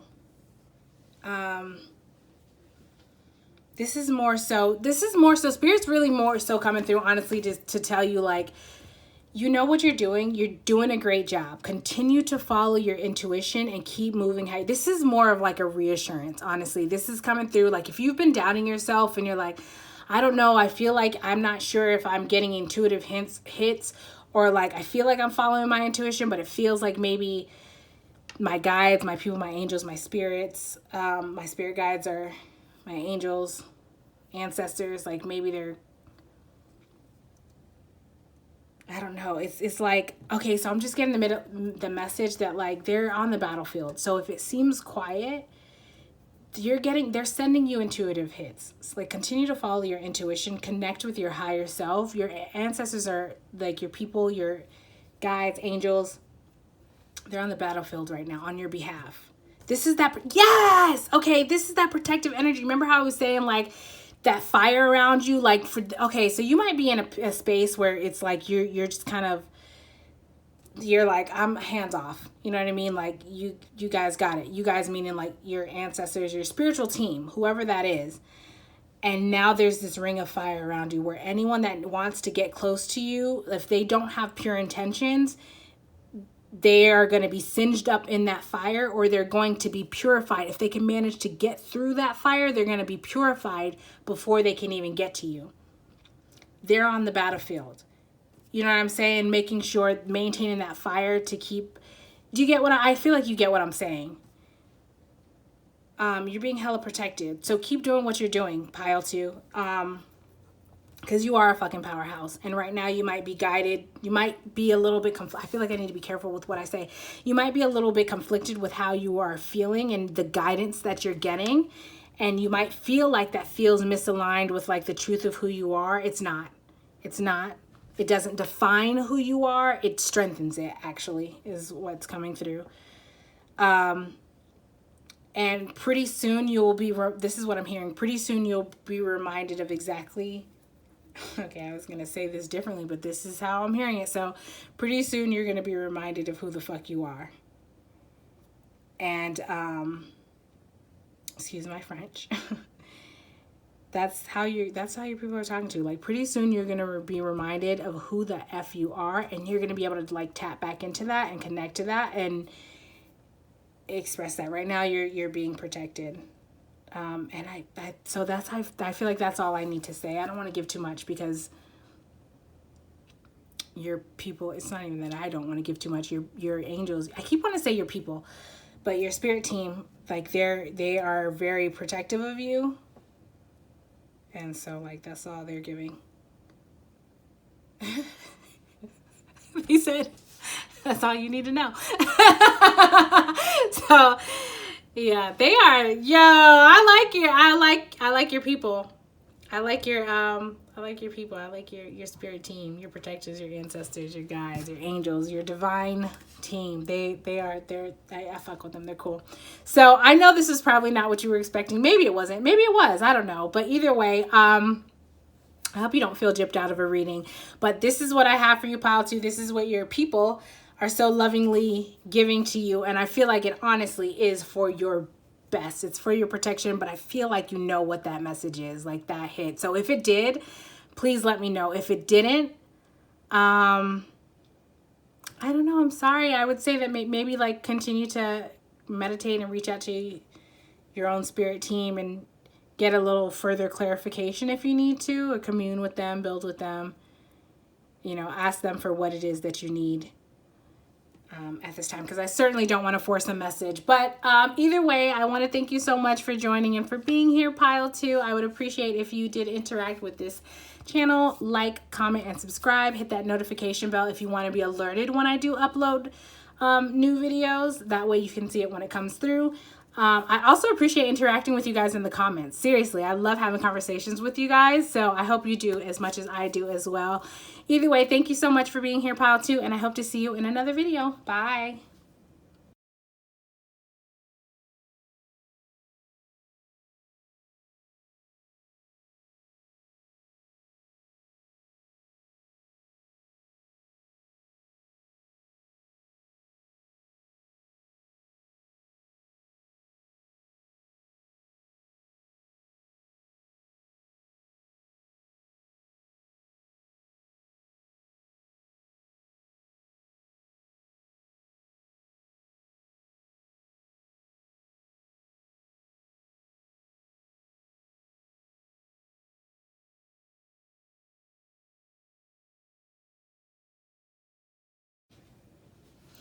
Okay, pile number 3. So first of all, when I was shuffling and this card came out, I heard Jidenna, you are a stubborn bull, which is a part of the intro of one of the songs from Jidenna's album. I think it's called, well, I think the name of the song is called A Chief Don't Run, which I will, I was getting ready to say, which I will link right here, and that was not at all what I was trying to say, so I guess I'll link that. I guess Spirit wants me to link that song for you so you can listen to it, because I feel like you can relate to that, or that describes your energy or something like that. Also, I'm being reminded that there was a reading I did a while ago. I honestly cannot remember specifically which one it is, But if spirit guides me to that reading, that song came out and a message around that song, it seems significant for this pile for you. So I will, if I remember, I'll try to link that one too. I haven't figured out how to link things on the screen yet, so it'll be in the comments if I do.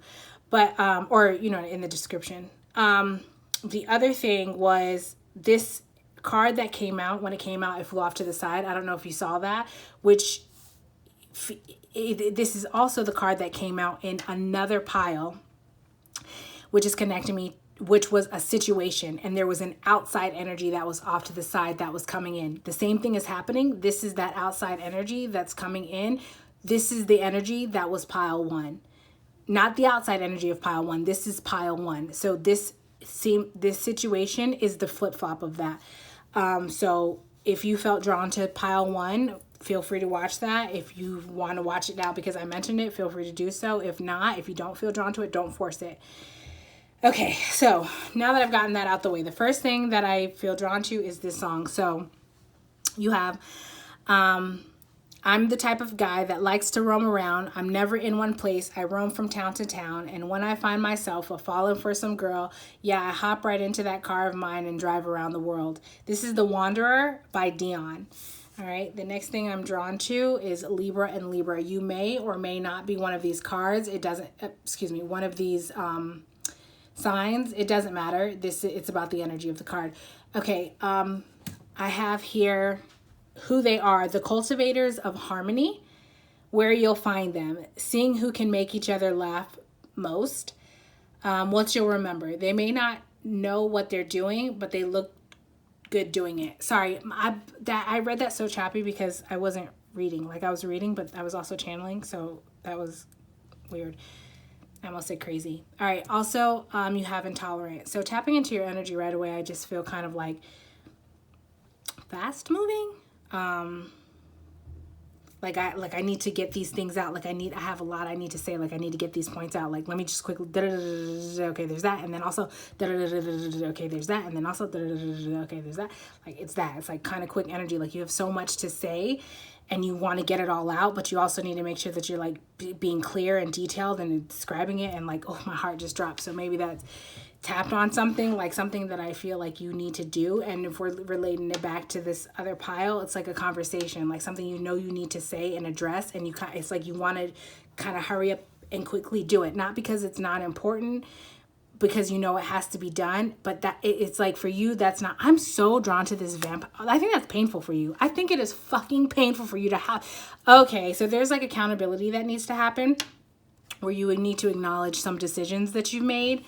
I'm getting like blood-sucking energy, like some effed up stuff that you've done, that you need to address and acknowledge. And if you were how you were, like, I'm just getting that you were very sneaky and manipulative and behind the shadows. Like, I'm getting like puppet master. You were watching, you made a choice and then you step back. It's like you decided to like throw a match into a building and then you step back, and off on the rim of the trees you just watched as it was crumbling down and everyone's like fleeing and trying, like, or whoever lives there is like trying to like get all of their belongings and like save this burning building on their own, and you're just watching them and you're just watching it go down in flames and you're like watching the pain of it.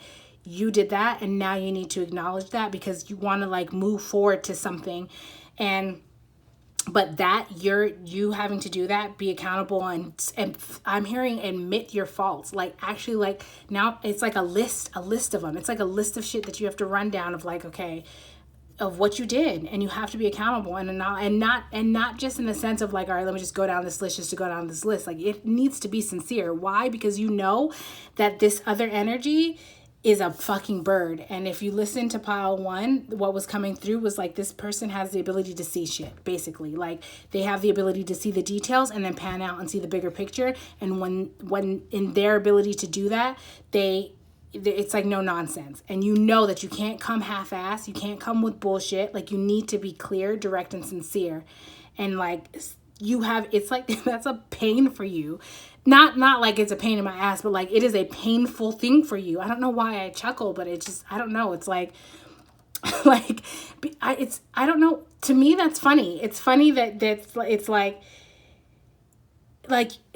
okay, stick with me, pile 3, because I'm not making fun of you and I'm not trying to undermine you or like minimize your experience. This is real for you. I'm not being patronizing. Like, I understand that and I appreciate that this is real for you. It is a real painful and difficult thing for you to acknowledge your faults, be accountable, admit that, and show remorse is what I've heard. Like, that's a real difficult thing. And I understand that that comes from somewhere. It's just funny to me. Like, this feels so dramatic because it's like, you're just acknowledging there's something about you that like you feel like you're subhuman or superhuman. Like, you might feel like you're a vampire, and by that I mean like invincible, like you cannot be defeated. And something about admitting fault or flaw makes you feel like you're being defeated. Like, oh, there's a stake in my heart. Blah. You know what I'm saying? Like, that's your energy, and that feels so dramatic because to me it's like, you're just fucking apologizing, dude. Like, relax.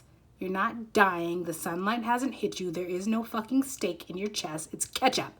Like, you know what I'm saying? Like, you spilled ketchup on yourself. You know what I'm saying? Like, that's the response to this. And like, but for you, I dig it because you're like, and actually now that I'm like looking at this closer, that's not even blood. It's a goddamn brooch. How the irony of that. Do you know what I'm saying? Like, and that's you. You're like, oh my God, I've been shot, I've been hit, I'm bleeding. And then it's like, let me see if everything I get close, and I'm like, it's a goddamn brooch. There's nothing. You know what I mean? But that's how you were interacting with this need to be accountable. You're like, I've been shot, I've been hit. And it's like, it's just a goddamn apology. It's like, calm down. You know what I mean? And to me, that's comedy. Why? Because I don't know. I feel like there's an element about you that feels like you are subhuman, like you're not human. And what I mean by that is like, it is a very human thing to make mistakes and to fuck up. It is a very human thing to be triggered. It is a very human thing to not make the best choices all the time and not be perfect. It is a very human thing to seek vengeance or be spiteful. It's human. That is the challenge of being a spiritual being, having a human experience, is to learn to overcome that, to transmute that type of energy, to recognize that when you feel triggered and you want to react in a way that creates pain and project outward, it's being able to recognize at that moment that you're triggered and ready to take that action, to stop yourself and then say, take a step back and look and say like, okay, what's really going on here before I make this action? You know what I mean? That may have, I just heard irreparable consequences. Like, that may have irreparable consequences before I get to that point. Okay, I just heard it make a fool out of myself. Before I get to that point where I make a fool out of myself because I'm lashing out and projecting and being accusatory to someone else. And not only that, like, I'm making their life a living hell. Am I going to embarrass myself by then having to come back and do this very thing that feels like a stake in my heart, which is to apologize, when really I just misunderstood the situation and I'm reacting?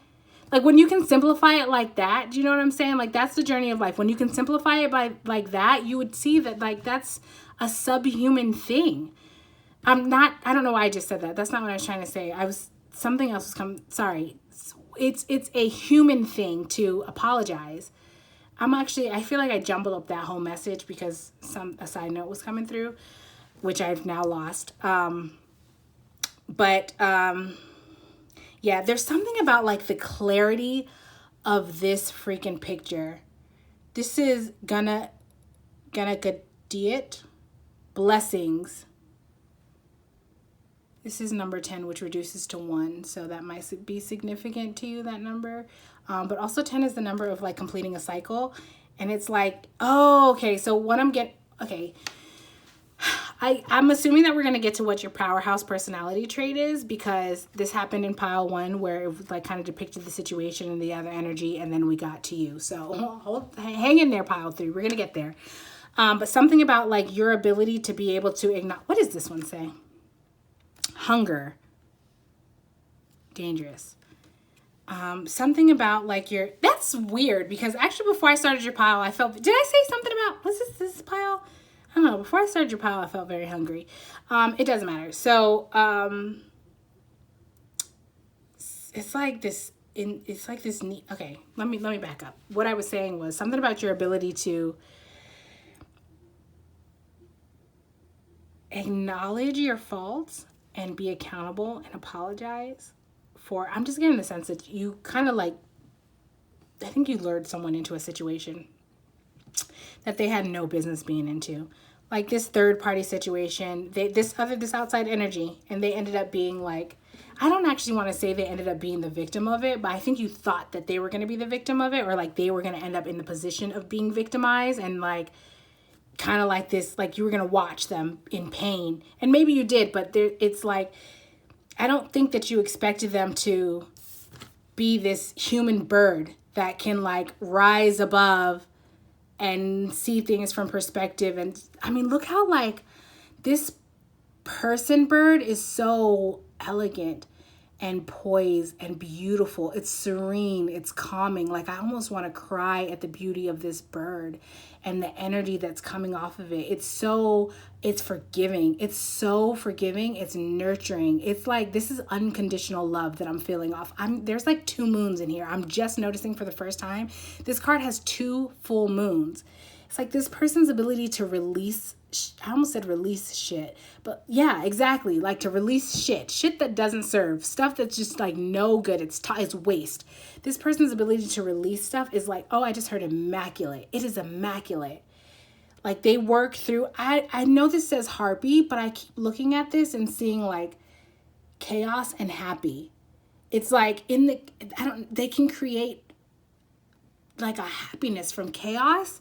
Their ability to transmute essentially is what I'm trying to say, and do so in a loving way, not in a way that's like you, where you feel like in order to be happy again, when someone does someone wrong, instead of transmuting the energy and releasing it and working through it so that you can lovingly release it, you're like, I'm going to throw daggers at this person and then watch them fucking bleed. Do you know what I'm saying? And you're like attracted to that about this person, but also you didn't expect that. So there's like this, I just heard grace. There's like this elegance and grace about this outside energy that has sustained this person through your, I heard your antics. Like you tried to allure this person. Like okay, so this card, Selkie, is about like a seal / human. And the seal would every now and then like transform into a human form and go onto the beach, and it would be so alluring, and so much so that like anyone that saw this human form of this Selkie would like want to possess it. That's how beautiful and elegant and graceful it is. So like they would entrap this Selkie and then kind of like trick it, manipulate it into marriage and to stay. So what happened was there was this man who saw this Selkie transforming from seal to human. And in order for the Selkie to go back into its seal form, it had to put back on its seal skin. Without the seal skin, it could not transform. So this fisherman or whoever it was took and hid the seal form so that this Selkie had to stay in its beautiful human form. Then the fisherman, like went to this Selkie as like the rescuer and was like, oh, you know, you don't have clothes. I have clothes. Come stay with me. Here's this home. I have this good food. Like it's very manipulative energies to try to be the savior, to entrap this person, and then eventually made this person the wife. She ended up finding out, and the whole story, you can look into the rest of the story and how that played out if you want to. But my point is, like, you did that to this person, to this outside energy. You were the fisherman. And that's what you have to apologize for, was this fisherman tactic and how you kind of like, so I think that this Selkie said that there was a choice that was given where this Selkie was like, you can either remain the wife or go back to your Selkie form. And I think that the Selkie chose to go back into her true Selkie form because that's where she was home. And in being her Selkie form, she can still go back to being human. Like she wasn't confined to just one thing. And so, but you tried to entrap her. And, okay, so now okay, hold on. There's something else that's coming through. Oops, this card just flew off. So let's see what it is. Oh, there's a loss.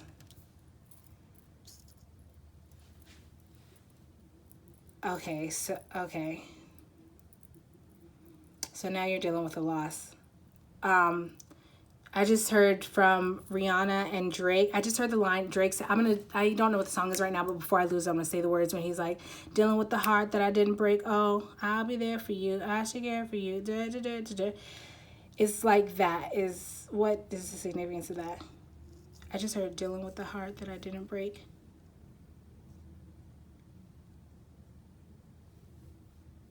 Oh, okay. So it's like that. Oh, okay. So this outside energy, like they were dealing with a heartbreak that you were carrying from before. And that was your tactics. And now that this outside energy has like put up a boundary, I heard put up a wall, like they're not, my throat chakra feels restricted and it's getting kind of like hoarse. It's like this person's not even talking to you or interested in talking to you. And now you're feeling like you're dealing with a loss. Is there a part of that song that's like dealing with a loss? Something, something, something, dealing with the heart that I didn't break. I don't know. Maybe you might want to look that up or not. I'm not sure. Yeah, it's so you feel something about ungrounded is coming through, or grounded. I don't know. You need to ground. Something about grounding, ungrounded, something. Oh, maybe you feel grounded, like you're on punishment, like you've been put in punishment, like you've been put in timeout. Like this person okay, what am I trying to say? You might have been blocked by this person. This person might have cut you off, whether energetically or physically, both maybe. Like this person is like, I just heard I'm not with the FS, which also was coming through in pile 1 from this energy. And like you're feeling that now. Now you're feeling the loss of that. Now you're, okay, I just heard,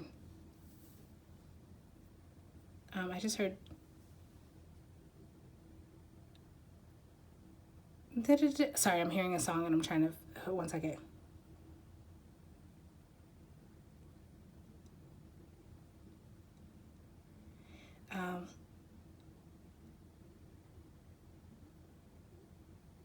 Okay, I can't make out the specific lyrics, but something about like, what I'm hearing is, if I can escape, and I can be your favorite girl. Together, perfectly together, and wouldn't it be sweet?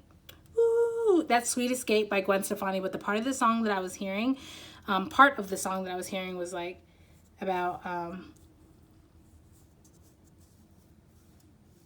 don't know, if I can escape, that's coming. I'm sorry, I'm trying to work through this. The Spirit's giving it to me and I'm confused because I started to hear one part of the song, which is about like spilled milk. And basically she was saying like, it's like somebody's complaining, like you're complaining about spilled milk, but you didn't close the refrigerator door or something. I'm going to have to try to look up those lyrics because I don't remember it, but something about that, like where it's like you're crying over spilled milk that you knocked over or something, essentially is what's coming through with this grief card. Like, you know what I'm saying? Like, it's like, boo-hoo, I lost this person, sad me. But also not also. It's like you're crying over, like, you feel sad for yourself that you lost this person, but you're not acknowledging the fact that, like, you knocked the fucking milk over. Like, you're sad that this milk is spoiled, but you're not being accountable for the fact that you knocked this milk over. And like you want people to, it's like you want this outside energy to feel sad for you that you're sad. Like, see, don't you see I'm remorseful because I'm so sad that I lost you? Like, sir, that's not remorse. Ma'am, that's not remorse. I said sir because I was looking at this vampire card and it's a guy. But it's like, that's not remorse. That's not remorse. That is not remorse. I'm hearing, you are a stubborn bull. Maybe you might want to hear that song. It's called A Chief Don't Run. Yes, a chief, like that's it. It's like there's this message that's coming through to you like, yo, a chief don't run. So if you want to be a chief, but don't fucking run. Do you know what I'm saying? Like, I don't know whose energy that is, but that's coming through strong. I don't know if it's your guy. I feel like this is like someone, this energy that came through with that. Like, if you want to be a chief, be a fucking chief. This is like someone I'm getting someone that might have passed on close to you. That would talk to you like that. You know what I mean? That could be real with you and straightforward. Like, yo, if you want to be, like, do you know what I'm saying? That would be direct like that. Like, if you want to be a chief, be a chief. Chiefs don't run. You know what I'm saying? Like, I feel like this is, oh gosh, I feel like if you're a male, this is, or even if you're not a male, like if you have friends where you guys are, like maybe you have the kind of conversation or the kind of encouragement that's like, stop being a little B, or don't be a little P, or man the F up. Like if you guys talk to each other that way, I'm not here to condone or condemn that. Like I'm just a human being. But if you guys have that type of conversation, that's how you encourage each other, where it's like, yo, man up. You know what I'm saying? Like, do what it is you need to do. Quit bitching. If you have someone that talks to you like that, that person that may have passed, they're coming through like, yo, Chiefs don't run. My heart fucking just dropped when I said that, and I think that hit something for you. Like I think you maybe know who I'm talking. So that hit something for you, and it's almost like maybe that shook you up. Like, all right, you're right. Like now I feel like that has you thinking like, God damn, yo, like I did lose it. Like I did, by lose it I mean like I lost my mojo or something. Like maybe you're starting to have that recognition right now. I was starting to say recollection. So maybe you're starting to recall like, yo, like who you are. So okay, so this is coming through now. I'm the type of guy, like, so, okay, this song is about being a player. Like, he's like, fear of commitment. I'm not settling down. Like, some girl starts to fall and he's like, I'm out. That's, I feel like what you did to this energy. That's what you did to this energy. But I'm getting like, you were predatory about it. Like, you knew what you were doing. This is so intentional and malicious. Like, okay, I heard, but you hurt, what it has to go, I think it's like, but you hurt me first. That's Tate McRae. And I think it's called You Hurt Me First, or something. But that's basically it. It's like, you hurt me first. And I don't know whose energy that is. I also don't know why I feel the need to like shuffle this. So, I don't know.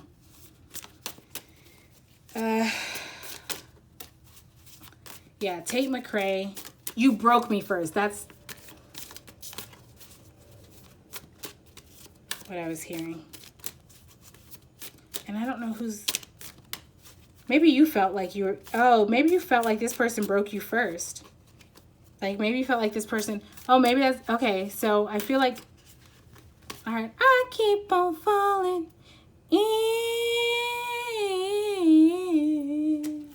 in love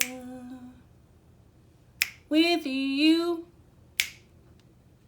Sometimes in love, sometimes you make me blue. Yeah, so you're welcome for that little sound bite.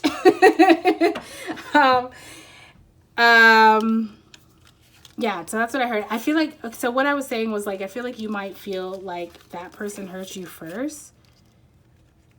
Like this person did something to hurt you first.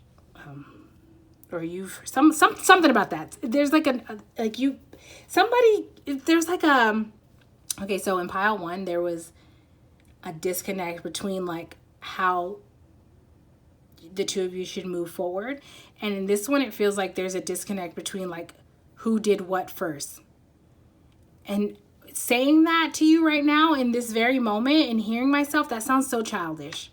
My heart dropped saying that. Like, that sounds so childish. Like, okay, I don't know. I don't want to project my own thing over it, but that sounds so childish. And I don't know whose energy that is, of like the you hurt me first or you broke me first, or like maybe you guys are, I don't know. Are you trying to figure that? I feel like that's your energy. Like, you hurt me first. And it's like, okay, first of all,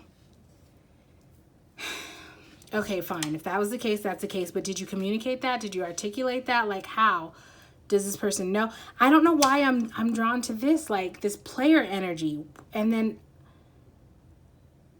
I'm getting like, maybe you were, I don't know. Like, I don't know. I can't quite reconcile it. It's like, I think that maybe you were in player energy, but then maybe you like fell for this person and this person did something to like hurt you or something like that. But like, did you communicate that? Did this person know? I'm being drawn to this now. Seeing who can make each other laugh the most. They may not know what they're doing, but they look good doing it. Cultivators of harmony. I don't know. All right, let me look at these cards. So, okay, not yet.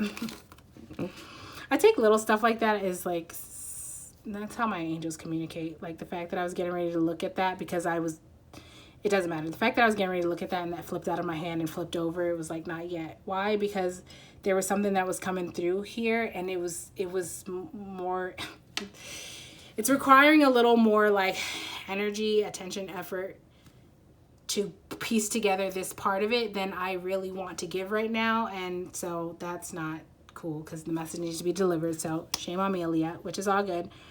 Anyways, I'm explaining that to, I don't know why the fuck I'm explaining that, but yeah, that's how my gifts work, so you're welcome for that. Oh my, I'm so annoying, you guys. You can say it. My feelings will only be hurt a little bit.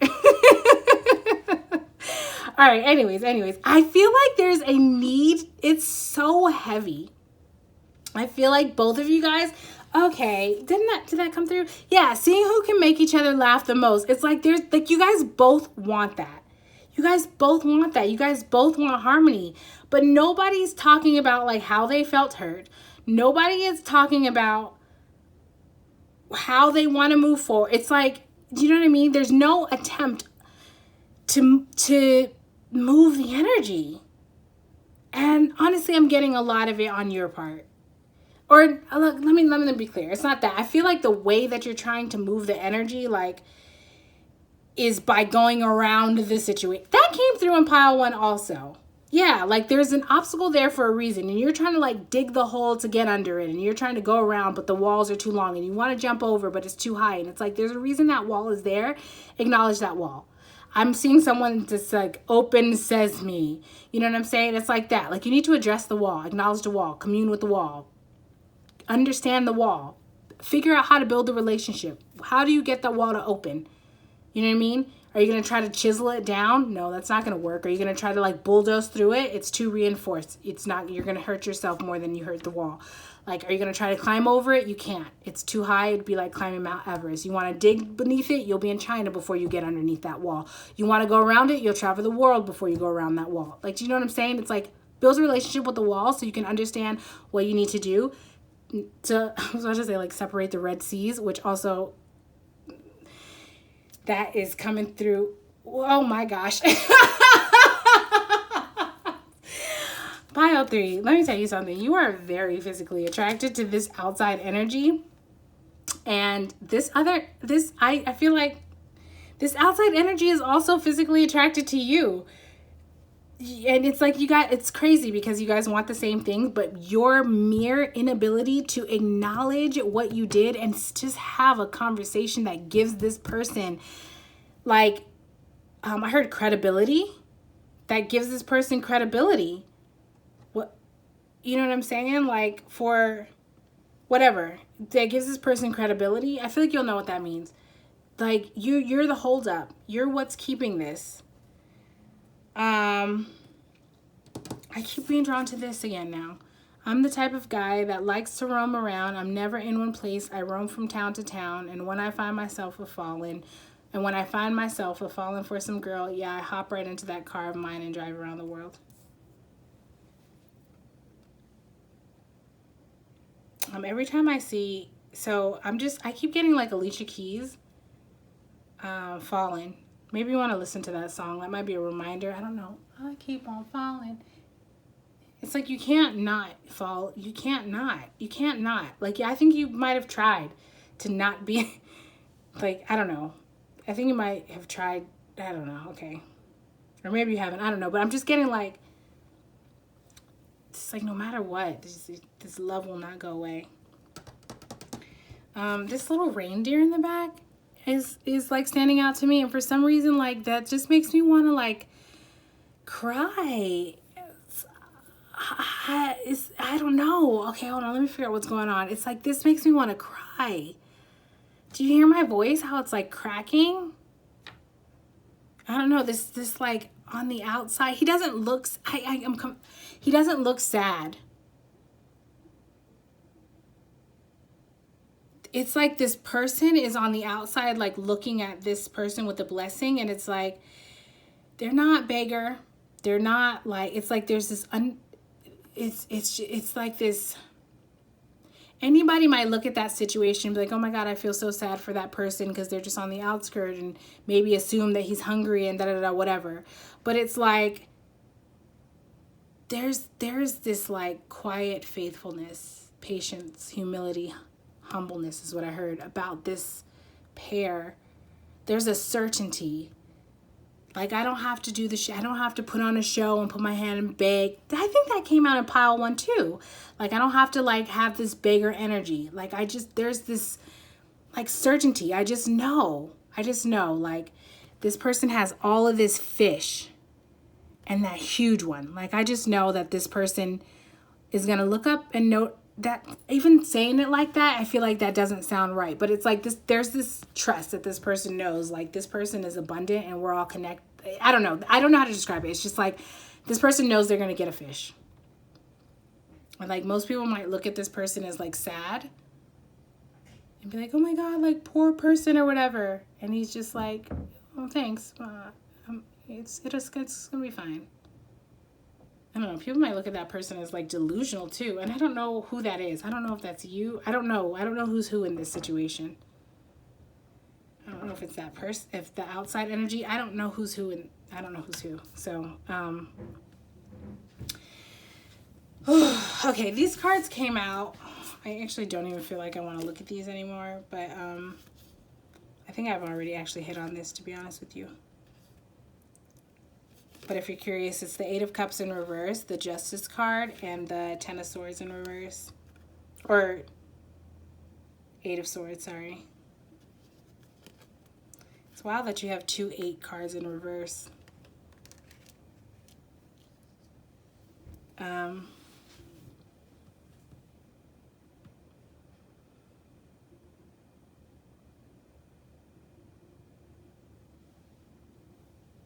just get like you guys are both disconnected from yourself. Like you're like having a hard time moving on from something into something better.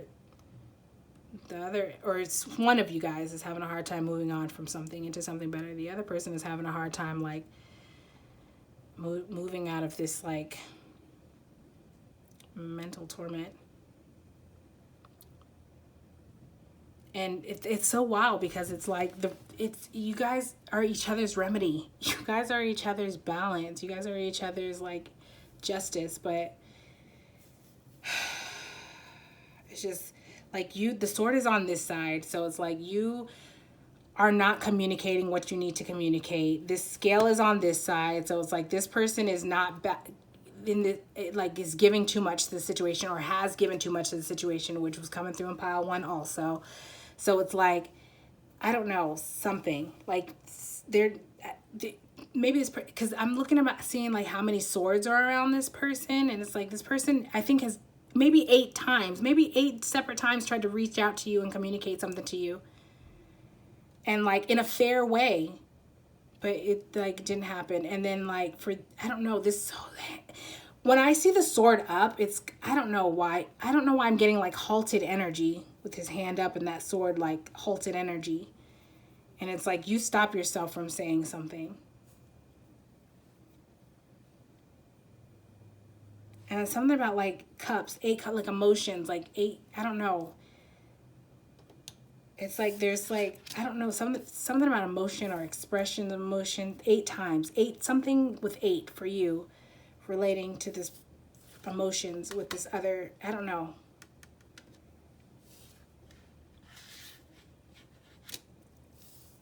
I don't know. That seems to, I don't know.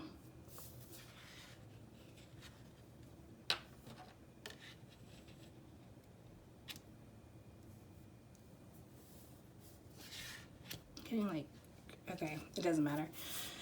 So, all right, so your powerhouse energy, your personality powerhouse, is kind of actually, it's like a double-edged, I don't want to say it's a double-edged sword, but your personality trait that's like your powerhouse trait is actually what's holding this situation up, honestly. It's your ability to be like this wolf, this go-getter, like I don't give a fuck about the opinion of sheep type, this bull where you're like stable and stubborn and grounded and sturdy and firm and where you stand and like I'm not budging. You kind of have this like intolerance to anything outside of your system.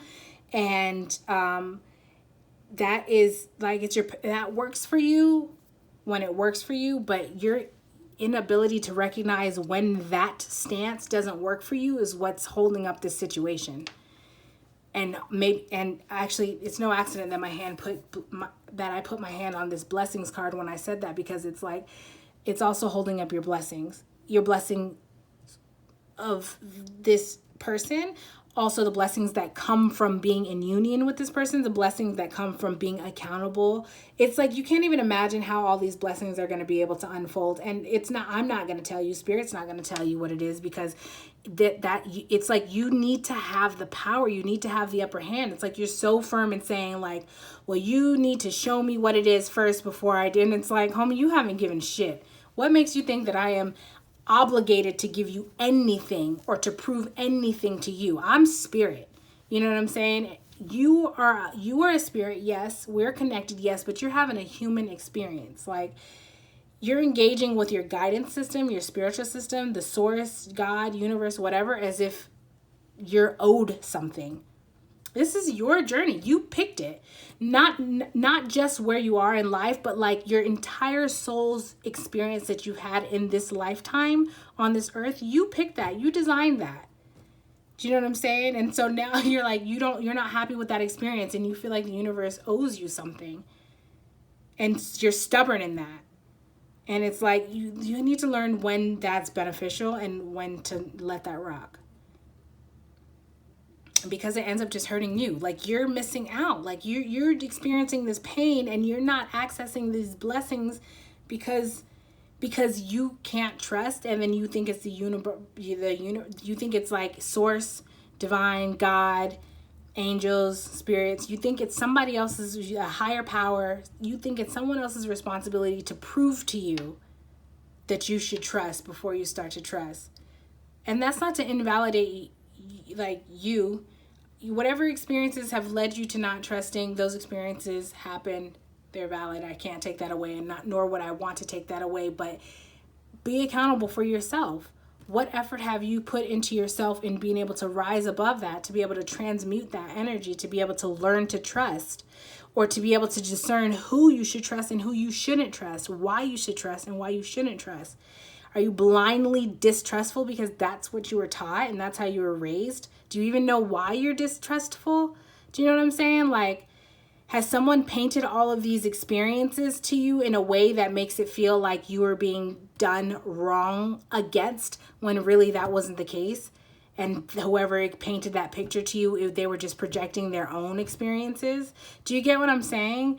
So it's like that situation where, like, let's say I was in a relationship with a man and the man cheated on me. And then I met this girl and, you know, we became really good friends. And then now, like, I'm like, oh my God, stay away from that guy because he's a piece of shit. He cheats. Whatever bad image I've experienced or whatever I want to paint. Like, and then that other girl's like, oh, okay, yeah. Now that other girl's walking around saying like, oh my God, that guy is such a bad guy. She has no experience with that guy. Do you know what I'm saying? Like, you're the other girl in that situation. So your inability to trust, are you that way because someone has projected that onto you, has said like you can't trust?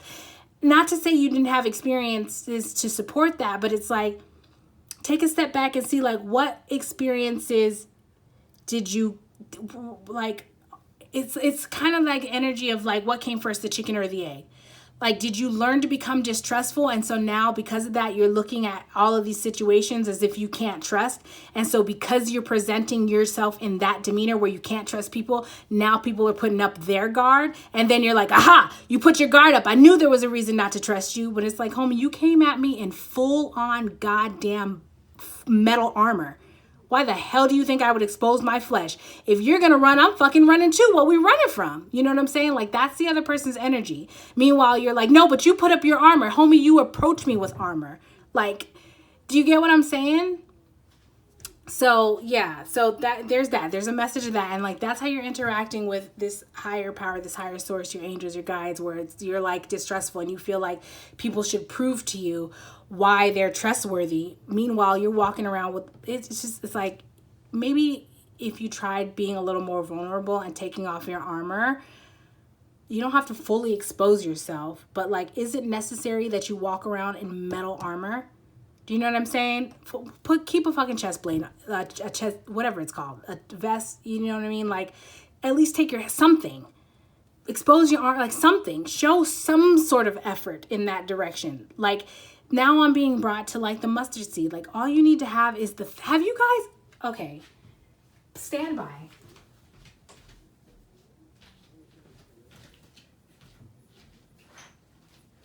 Because what Spirit is saying, actually, I don't even think I have any right now, you guys. I normally have mustard seeds, and I was going to show you what they look like, but I'm pretty sure I'm out. But anyways, all you need to have is the faith of a mustard seed, which quite frankly is probably about the size of like this grain of salt.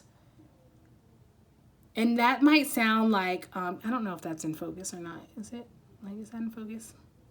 Anyways, you get the point. It's like that. You're not even given that much. You're not even given that much. And that's nothing. That's so tiny. That's nothing. You're not even given that much. But you want the blessing.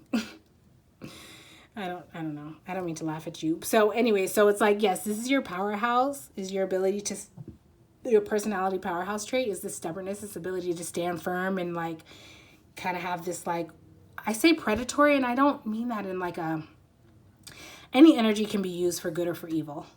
And so like, when I say predator, it's like this go-getter type energy. You know what I mean? Like you're fearless, like I'm just getting like you're not gonna let the opinions of sheep stop you.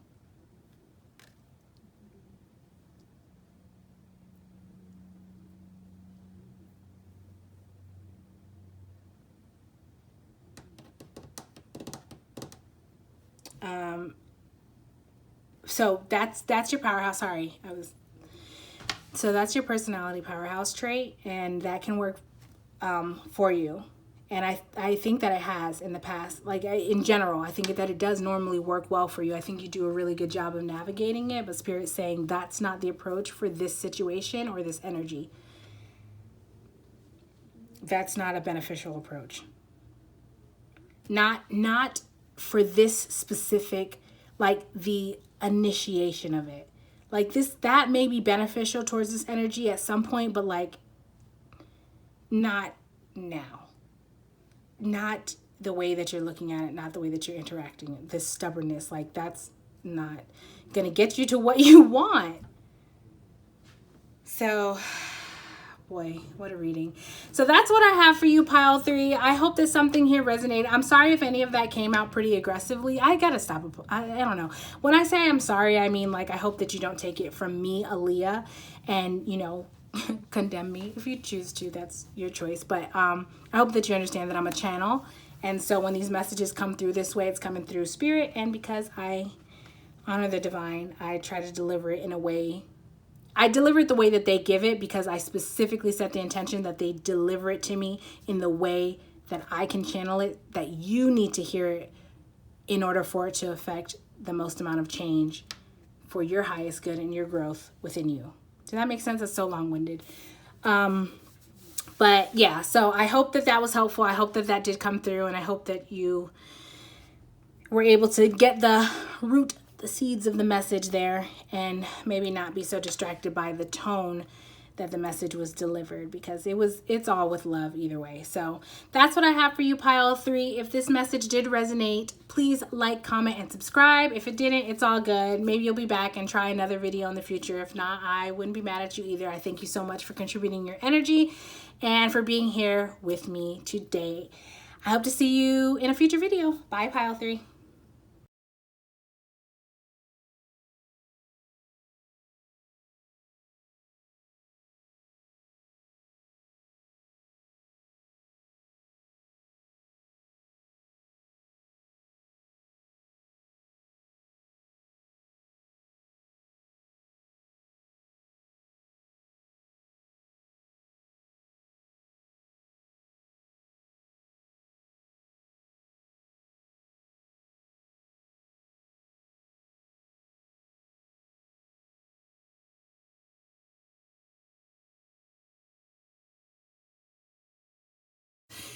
All right, pile four. Pile four, pile four. You are very charismatic. Let me just start off by saying that. You are hella fucking charming. I also heard majestic whenever I was shuffling when these cards came out. And then also when Moonstone came out, I heard moonshine. So you might be from the South, in the South, or you might just like to drink. I'm also getting... So let me start with this song. All right, the song that you have is I Love Bad Bees, That's My Effing Problem. And yeah, I like to F, I got an effing problem. If finding somebody real is your effing problem, bring your girls to the crib, maybe we can solve it. This is A$AP Rocky featuring Drake, 2 Chainz, and Kendrick Lamar, called Problems. I feel like you are a person that is definitely very sexually active, and maybe you this has been brought to your attention just how like you might, okay, what am I trying to say? That might be an insecurity of yours, like how much sex you've had or how much sex you like, or that like playgirl, playboy type energy, and how you were maybe like frivolous with how, I keep hearing promiscuous, like maybe you consider yourself promiscuous, and I feel like there's like a little bit of like shame or embarrassment around that. Like you might not want to really like admit that, you know, like I don't know. Like, I don't think that you were doing it, like, intentionally with malicious. Like, I think you were, that was a coping mechanism for you or something. Or, like, what I'm getting is, like, it's a choice. You know what I mean? It was a choice that you made, and maybe you had a realization about that choice, and, like, and now that's maybe not something you want to do so much, or you might not want to have more awareness around it, or be more intentional about it, but you're still like maybe judging yourself about those past decisions. And so I don't know, there's a message coming through where it's like you're too hard on yourself. You're a human being. Like, okay, you did that was a part of your journey. You have recognized it, which is again a part of the journey to self-actualization is self-awareness. And then you've made whatever change, you've healed that, got to the root of whatever was causing that, or if you haven't completely, you're in the process of that. But in doing so, you've been able to like heal and kind of adjust your perspective in the way that you like feel, or your actions, what you do or don't do. You realize like it was a coping mechanism, and now you don't necessarily have to cope in that way anymore. Like you get what I'm saying? So it's like that's all a part of the journey to self-actualization, and that is, I think, something you've recognized. I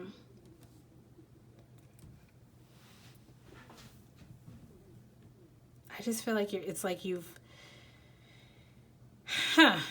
I'm getting this energy that it's like, I heard, okay, like, it's like, okay, so I heard, okay, whew, sorry, there's a lot coming through. So I heard holier than thou, and it's like, then I started hearing, okay, basically what I'm getting from all of this information that I'm receiving is like there's this air about you. Excuse me for a second, please.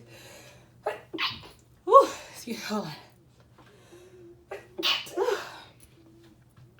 Excuse me. So I don't know if you know this or not, but it has been said that when you sneeze in spirituality, that's an indication that your vibration is increasing. And I feel like that was no accident. I don't know the last time if I've ever even sneezed in any of these readings. My own physical personal senses, like, they don't exist when I'm channeling usually. So sneezing definitely doesn't happen. But let me rephrase that. My own physical senses don't happen when whatever I feel physically while I'm channeling is related to the reading. So like, in one of the piles, my back was hurting and I felt like I needed to sit down. That was related to the reading. Just now when I sneezed, that's relating to this pile. There's this energy that like there's an increase in your vibration where you have had these recognition, like you've recognized these things about yourself. And so because of that, you've been able to like kind of first of all, be loving and compassionate to yourself. I just feel like you might have been really critical, or maybe you still are even critical, but you're learning how to have compassion for yourself instead of being so critical about yourself. You also got 2 of these cards, which I'll read in a minute, but I'm just getting like your vibration has increased and you've actually taken action towards making changes within yourself. This is part of your personality powerhouse trait. So what you have is Taurus and Cancer. You may or may not be either of these signs. That's not important. It's more so about the energy of the card. So who they are, the healer and the poet, where you'll find them. Watching a foreign movie with subtitles, what you'll remember, their nonverbal communication feels so poignant.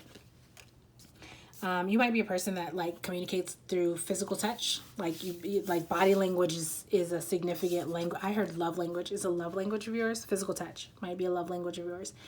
You also have, I also like this came through when I was shuffling too. Like I cannot stop. I'm standing and I can't stop like swaying my hips from side to side, like rocking back and forth. Like there's this like I can't sit still. It's almost like a little bit like fidgety energy. All right, you also have Cancer and Pisces. Who are they? The mind readers. Where you'll find them. Watching a dramatic movie together. Didn't movie come? Yeah, movies might be a thing for you. What you'll remember. They're tougher than they initially appear. I'm getting like from that one, I'm just getting very like playground bully. Not that you were the playground bully. I'm just getting like playground bully, like not bully. It's like not even honestly. Oh, I heard like wimpy kid. You might have been considered like the wimpy kid, or you might have been bullied when you were younger, and something about that, like that might have contributed to this like these whatever your past. Oh, I just heard past transgressions. That might have contributed to your past transgressions, like the insecurity that you felt that was contributing to how you were coping through. Okay, I just heard drugs, sex, and rock and roll. So maybe through that, like through music, through alcohol, drugs, sex. Well, I just heard porn. All right, it's getting a little graphic, but like the way that you.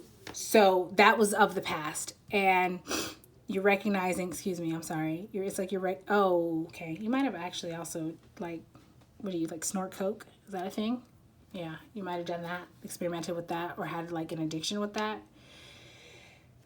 Anyways, what I'm getting though is that like, these are all things that you have recognized about yourself and the root of why you are doing them. And you have either made that change or you're on the path to making that change to a holier person. The reason why I'm putting that in quotes is because it's like, I don't know, when I'm looking at when I'm looking at this card, it feels, and I didn't get this before, but this feels very fake, like performative. I feel like maybe you might have been that person in the past, where you would say like, oh yeah, I'm like, I don't ever do these things. I'm so perfect. Like, okay, that's maybe literally you said that, or maybe that's like, I don't know. It's like, yes, I'm this like holy spiritual person or whatever, but like what you were saying, your values didn't align with your actions and what you actually did. Do you know what I'm saying? So there's this recognition like, that you might be in transition. It's like, I'm getting that like you're making your way in that direction. I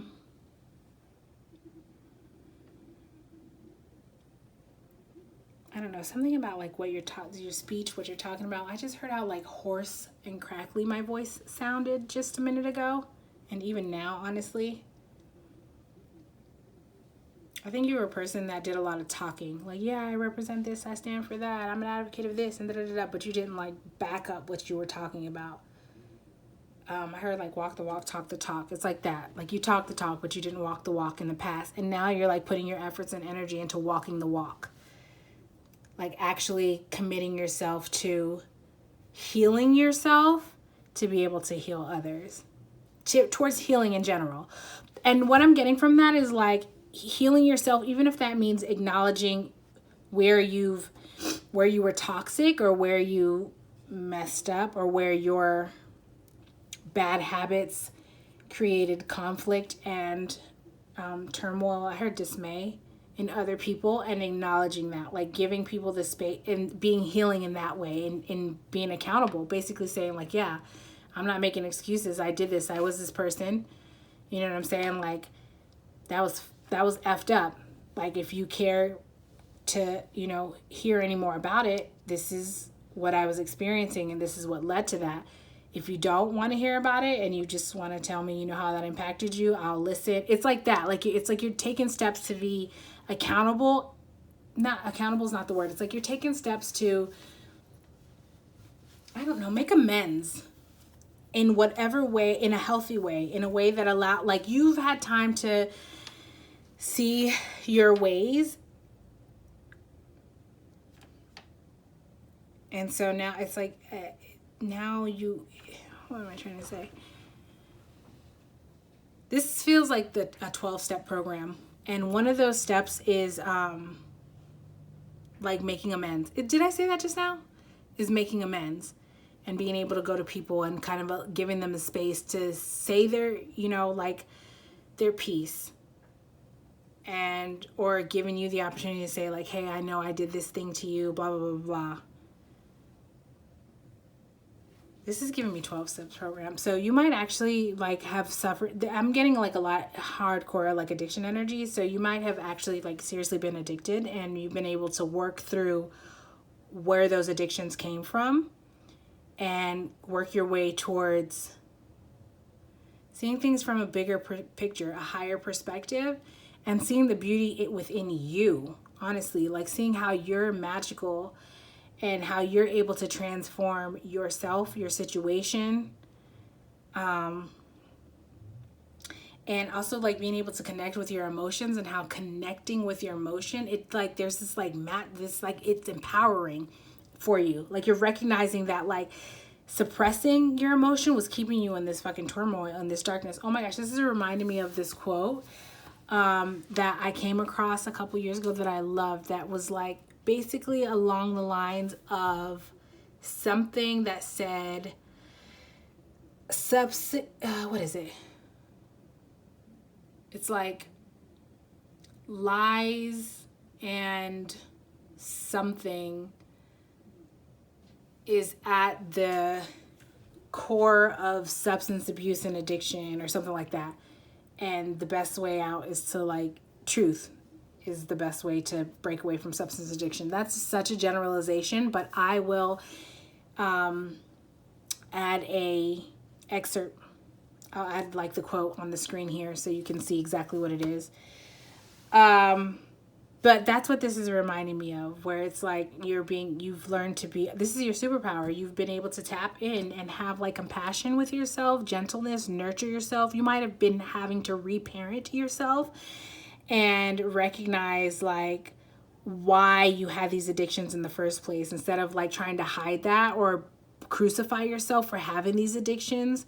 And then like, you know what I mean? Using that as however you interacted with this addiction, it doesn't matter. Like instead of perpetuating it, you stopped and are able to look at like how these came about anyway, and have compassion for yourself and love for yourself. And I don't know, like with this critical energy, it's like where you're recognizing where you're critical of yourself, that may still come up sometimes. I feel like you're recognizing that there's like a light and a dark aspect. That might be a new concept for you, where it's like this, and that helps you to like love your flaws, because I think that you might have been, okay, so that's what's coming through. It's like these addictions, where they came from was this like idea of perfection and not ever having flaws, and whatever society deemed as bad, like being a sexual person, for example, or liking to have a good time and party or whatever. Like I don't want to, like, let's say you are a non-monogamous type of person, you know what I mean? Society generally says like, no, you should be married and have like the house and the family and the picket fence and the animal and the children, da, da, da. You know what I mean? Like, if that was the messaging that was given, now suddenly you are critical of yourself and saying like you're a bad person because you don't fit into that mold. You don't identify with that. You don't want to be monogamous. You know what I'm saying? Where it's like now this concept of light and dark, and nothing exists in just light or in just dark or in just good or in just evil. It's like there's a balance. Everything can be polarized one way or the other, or there can be a balance where both can exist.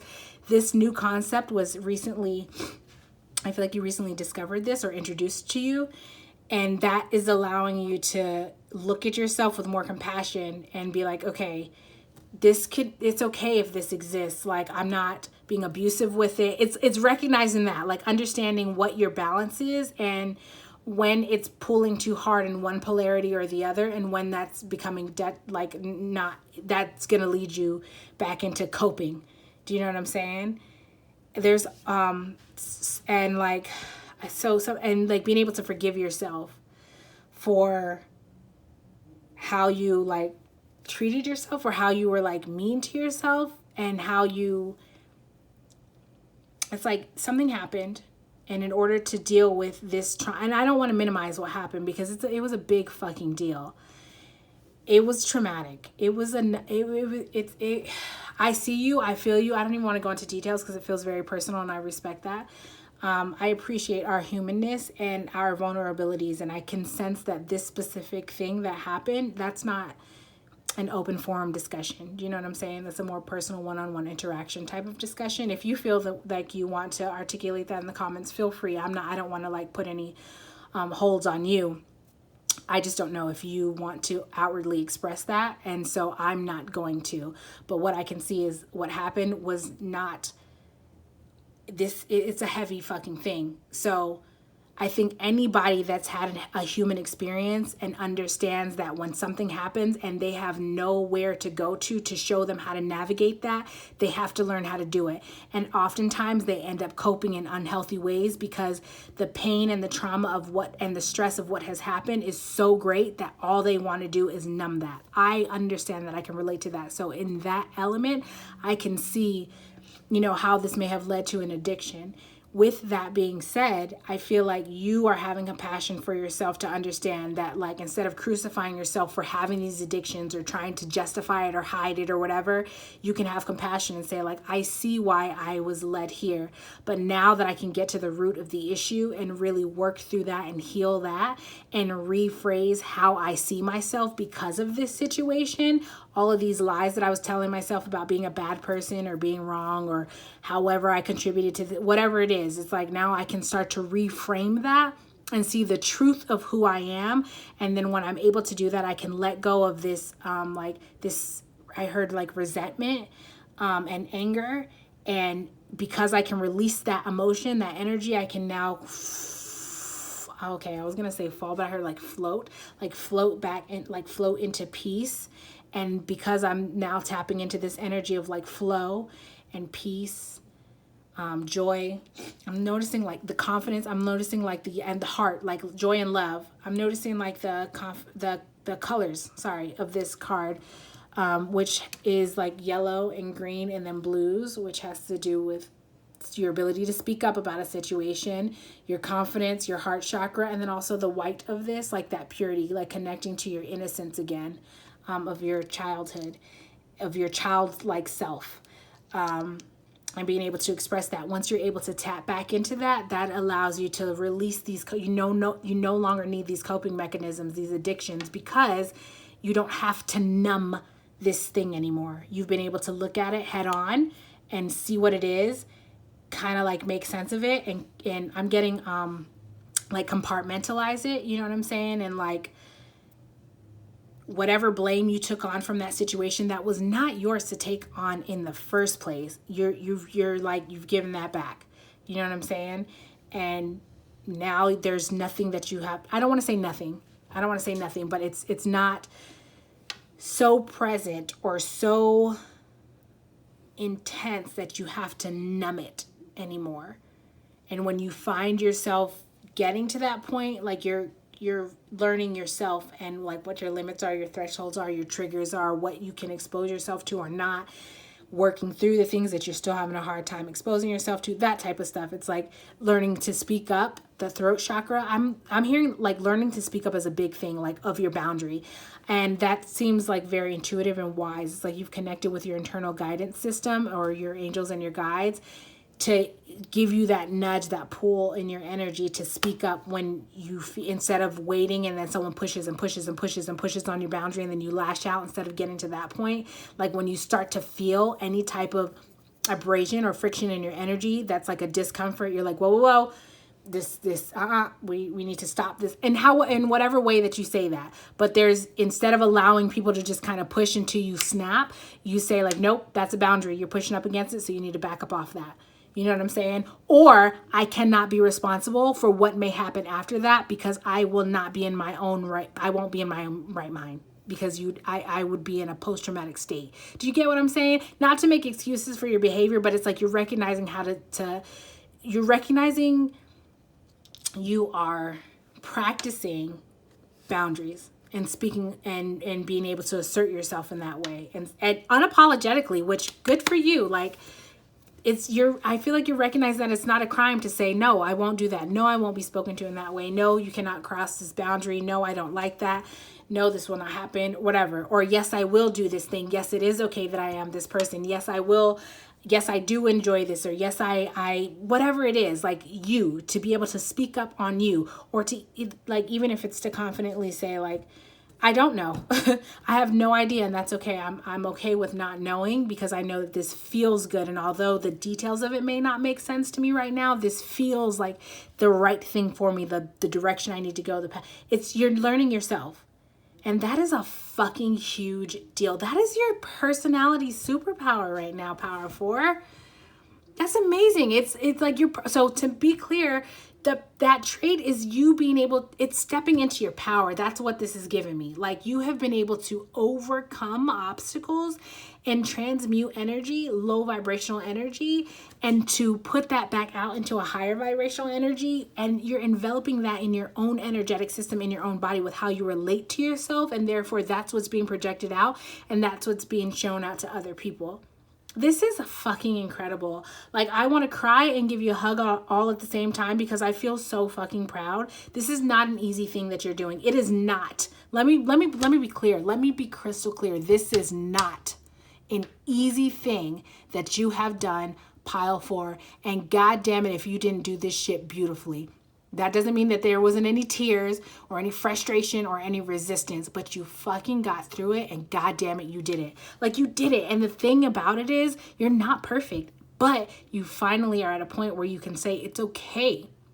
I am not perfect, but that is absolutely normal, expected and accepted by those that understand humanness. Anybody else that is holding themselves to a standard of perfection, you're recognizing that they are where you were. And that's not to speak down on them or to judge them. It's just to acknowledge that that's where they are in their journey.